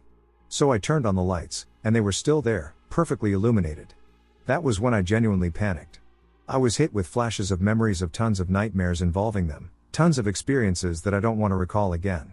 My body was racked with pain, and I ran out of my room screaming, My entire family was drugging themselves to sleep at that point in life, so this was unfortunately not something that affected them. So for hours I stayed in the living room and would come back to my room to check, and they were still there. It was insane to me because never could I imagine that a delusion would last that long. They were still there, and still there, and still there. The sun rose and they were still there. Eventually, I curled up on the couch and wept until I fell asleep, attempting to divert my thoughts from the situation. To compare, what happened next was like when my brother's dog was hit by a car as a child. Every time I closed my eyes I could see it happen. Every time I closed my eyes, they were there. If I walked in the dark, I could see them like shadows. They weren't physically present, but it felt as though dwelling on them excessively was harmful. That was when I was 15. I'm 26 now, and I still see them in shadows like that, haunting me. I know I've had more nightmares featuring them, but I just pushed those feelings away. As a child I always had a fixation with aliens and was terrified of them. The dreams I remembered reached far back into childhood. There are many things I share in common with supposed alien abductees, but honestly I can rationalize it all away. I just want to hear what people think. I've seen them before, but that time was just the worst. It was genuinely traumatic to me. Side notes. I cause lights to flicker a lot and used to break a lot of electronics by touching them. I have caused several MP3 players, a laptop, some lights, a Tamagotchi, and other electronics to malfunction. Lights go out when I walk down the street. In certain houses some lights go off when I'm near pretty often. Like if I spend a few days with a light, the bulb is just going to stop working in some lights, but it doesn't happen if I don't chill with the light. My brother used to complain that I killed all electronics and lights. I have a long history of nosebleeds, stomach problems, seizures, and other medical conditions that mostly remain unexplained. Not that I'm saying they're mysterious. They could easily be the cause of seeing this kind of stuff. I don't think I've ever had an actual humanoid encounter, although there was this one time my friend and I were chased out of a friend's property at 3 a.m, and it was so surreal because it made noises that we'd never heard before in our lives, and my friend actually peed her pants, and we were in our late teens at the time. However, we were too terrified to turn around and investigate the incident further. However, one experience I had was more akin to a ghostly encounter. My friend and I were walking down this dirt road near a canal at around 11 at night, and it was a very strong current canal. It ran through the city we were living in at the time, which was in Grand Junction, Colorado, and it was so painfully quiet. It was very ominous outside because usually there's a lot more sounds of traffic in the distance. But it was so quiet, and we were just walking, and we weren't even really talking. The air had a very strong thickness to it, and we just didn't feel like chatting like girls normally do. It was almost a sense of depression. Like we had walked into some kind of darkness. Suddenly, we heard a car revving loudly and speeding toward us. The road was a narrow dirt path with a canal on the left and mountains on the right. There was another narrow dirt path on the right, and houses were far from the car's path. Anyway, to make a long story short, we both saw this red sports car appear out of literally nowhere, coming towards us on the opposite side of the canal on that dirt path going like 90 miles an hour, and you could see the heavy cloud of dust behind it, of course, and then all of a sudden it veered into the canal, against the current, and went underwater, and the sound just quit. Instant silence. You could probably literally hear a gnat batting its wings. The weirdest thing about this moment was that there was absolutely no sound of water splashing. It was so eerie. Neither of us said anything, we were frozen in shock, and then, after what felt like an hour but was probably only 5 seconds, a car emerged from the canal on the same side of the road, drove up the side onto the dirt path, and then took off down the path, disappearing along with all the dust behind it. Meaning it didn't drive off into the distance, it literally just disappeared before our eyes, the same as it appeared. Everything just vanished. Keep in mind, this canal was pretty deep, and there was no way to drive down it and come back up, the sides were too vertical. The engine couldn't have driven up the side without flipping. It's just not humanly possible. Many people have died in there over the years because the current is so strong. I've tried repeatedly to understand it, and I might be able to if I just assumed it was a car with incredible horsepower, but the fact that it disappeared right in front of me convinces me that it was something completely otherworldly. And the eerie silence and air thickness. It was the most surreal experience of my life, leaving me unsure of how to interpret it. I probably would have assumed I was hallucinating, but the fact that we both witnessed it still frightens me to this day. This incident occurred approximately 15 to 20 years ago. I can still remember how I physically and emotionally felt in that weird thickness, which I can't even accurately describe in words. Afterwards is a little bit hazy for me. I just remember the fear that both she and I shared, how quickly we ran to her grandma's house, my immediate desire to go home, and how her grandmother drove me back while she stayed with her grandma that night. Another odd thing about this event is that she and I never spoke of it again after that night. We both feared bringing it up again, even though it was a known thing we experienced. But it's more of a feeling that we couldn't bring it up to each other, not so much that we didn't want to. One of the best reports from Cuba ever. This is perhaps the most unique UFO/alien close encounter case ever reported in Cuba. The incident occurred on Sunday, October 15, 1995, at 9 a.m. near the town of Torriente, province of Matanzas. A 74-year-old farmer named Adolfo Zarate witnessed the descent of an object no larger than a small car, with a cabin, on the premises of his farm. The object remained on the ground for several minutes, and a being of humanoid appearance, dressed in an outfit similar to camouflage and wearing a face mask, emerged from the device, took soil or grass samples, and after an explosion like air, took off and headed south, leaving a wake of blue fire. Police confirmed the flattening of grass at the location, suggesting a descent. Members of the Ministry of the Interior investigated the case, but no conclusion was issued after a while. Excerpt from Aliens in Cuba. In his book, Do ETs Exist? Patricio Bosch Quitiello asks, what is the reason for Cuba to be the worldwide exception regarding the UFO phenomenon? He also adds, Cuba is no exception when it comes to UFO sightings, at least according to Cuban farmer Adolfo Zarate's testimony. In October of 1995, the Sunday newspaper Juventud Rebelde published an article about this case. The article stated, perhaps, Adolfo's biggest fear was that what happened to his cousin Ricardo Zarate would happen to him. His cousin disappeared 2 years earlier, in 1993, after leaving his house early in the morning to work on a farm. The search for Ricardo lasted more than a month, until the case was closed. Until this day, his disappearance is still unexplained. Adolfo decided to hide among the corn crops, perhaps because of the rain, the loneliness of that Sunday, and most certainly, the strange-looking sphere that descended from the sky and landed only 60 meters away from him. Adolfo could have approached the object more closely, but his fear of abduction and the possibility of never returning, unlike his cousin, kept him from doing so. According to him, the machine stood still after landing. Moments later, an individual that appeared to be wearing a gas mask and camouflaged clothes came out of it. The ship also had a type of camouflage because it resembled the same colors as the crops. As it started to rain even harder, the individual walked around the ship and later leaned on the door to talk to yet another one inside the cockpit. He appeared to be picking up plants from the field. Later, he climbed the stairs, and the machine emitted a bright blue light. Adolfo felt a tremendous air pressure as the ship left. The newspaper Juventud Rebelde also published Adolfo's own words. He stated, it was the same size as an amusement ride found at the fairgrounds. I could not tell what it was made of. It did not have wings or propellers, nor did it make any noise. It had an oval shape. It landed on 2 legs that appeared to have some type of air shocks. It also appeared to have tiny wheels because it left wheel tracks behind.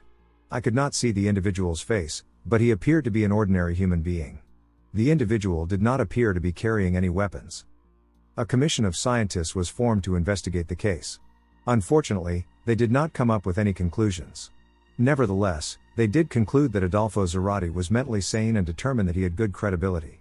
Dr. Oscar Alvarez Palomares, a physicist, mathematician, and chief astronomer of the Cuban Astronomy and Geophysics Department, personally gave me his opinion about this case. Although Zarate is a respected farmer, his knowledge regarding these types of phenomena is very limited. Therefore, I do not have enough evidence to tell you whether it was indeed a craft or not. Furthermore, I found nothing unusual in the location of the alleged event, he said. It had been nearly a week after the event by the time we arrived. The validity of that person's testimony is the crucial factor to consider. Furthermore, it's only one eyewitness. Nevertheless, the event took place at a short distance of 200 meters from one of the nation's major highways and during broad daylight. We could not resolve the case. There was no additional evidence. There were no other reports. After 6 or 7 days following the incident, there were no longer any tracks or marks indicating that an unknown object had been present at all. Moreover, there were no signs of burns on the ground or in the grass. Zarate himself told us that he was in good health, even a year later, when we decided to visit him and see if anything unusual had happened ever since. Science is always based on facts. It takes into account reports, records, and irrefutable evidence. Therefore, it does not allow any room for doubts or imperfections. Given the fact that we could not find any evidence, we registered our investigation as personal curiosity. However, we had the opportunity to interview Cuban ufologist Orestes Gerbau Collado. In addition to his 34 years of experience investigating UFO phenomena, he's also a meteorologist at the Matanzas weather station. Collado stated, "Something landed in that area, and I'm almost 100% sure that it wasn't from our planet. I'm not just coming to this conclusion because the radar did not pick up any contacts. As a professional meteorologist, I can assure you that on that day, we had several cloud formations. Some of the characteristics of the clouds were typical of most rainy days. Some of the formations were at high altitudes, and some at low altitudes. The ship did not originate from our world, it came from either a different dimension, time, or planet, but I am unsure of the specifics. During that year, there were similar other sightings and landings like this one throughout Spain, Chile, Peru, Argentina, Colombia, and many other Latin American countries. There were even reports of appearances by humanoids in Spain, which may mean that the record number of sightings was at its peak. One reason I don't believe it was an aircraft is the rainy weather and the awkward place where it landed. Furthermore, there's no way that it was an advanced aviation craft, such as a spy plane, simply because they use satellite heat sensing tracking systems. Because they can't use radar, they have to rely on satellites to track their heat signature to report and verify their position. The weather presented very harsh conditions to conduct these types of operations. And what about the rice ears? The situation with rice ears developed later when they were crushed. However, some time afterward, colleagues visited the area and discovered that small rice ears with black tips had grown spontaneously in the surrounding areas, indicating that they had not been planted by anyone. Although Zarate experienced rare symptoms like swollen and watery eyes during that time, he did not find anything unusual about them. However, these symptoms are typical characteristics of UFO landings. These effects may be caused by the fuel, the EMP waves generated during high combustion transfers, or possibly a physical chemical effect created by UFOs. Until recently, Zarate still had those symptoms. Zarate is a person with very little imagination. He did not know anything about UFOs. In fact, he knew about them as much as I know about Old Hebrew languages, which I know nothing about. Furthermore, I think he was fearful of talking about it. He probably thought that it was some kind of espionage operation, and he did not want to be subject to intense questioning. I also think that Zarate was very lucky because if it weren't for the corn crops nearby, he would not have had the chance to hide. If he had been walking in the open field, if I can speculate a bit, he would have disappeared just like his cousin, who went missing 2 years earlier on the same date, in the same crop field, at around the same time. This sounds incredible but is true. During the summer of 1999, a program was broadcast on Cuban television. It was a documentary called UFOs in Cuba. It was done by Hugo Parado, Armando Linares, and Octavio Cortázar. Upon asking Cortázar his opinion about the Zarate case, he stated, "We knew Zarate, we knew the place where he saw the ship and the aliens, because evidently what he saw, in my opinion, was an extraterrestrial ship, and what came out of it were indeed aliens." What's most amazing is that Zarate presents the typical characteristics of the person that has had extraterrestrial contact. Furthermore, I was astonished by what happened to the ground at the landing site. The soil used to be fertile. Now, no plant can grow in that spot, which again, is very typical of most UFO landing spots. Even Zarate himself has tried using many different types of plants and fertilizers without any success. This was the same soil that, only days before the landing, he was able to grow his crops from. He still does not understand how fertile soil can suddenly turn into dry, useless ground.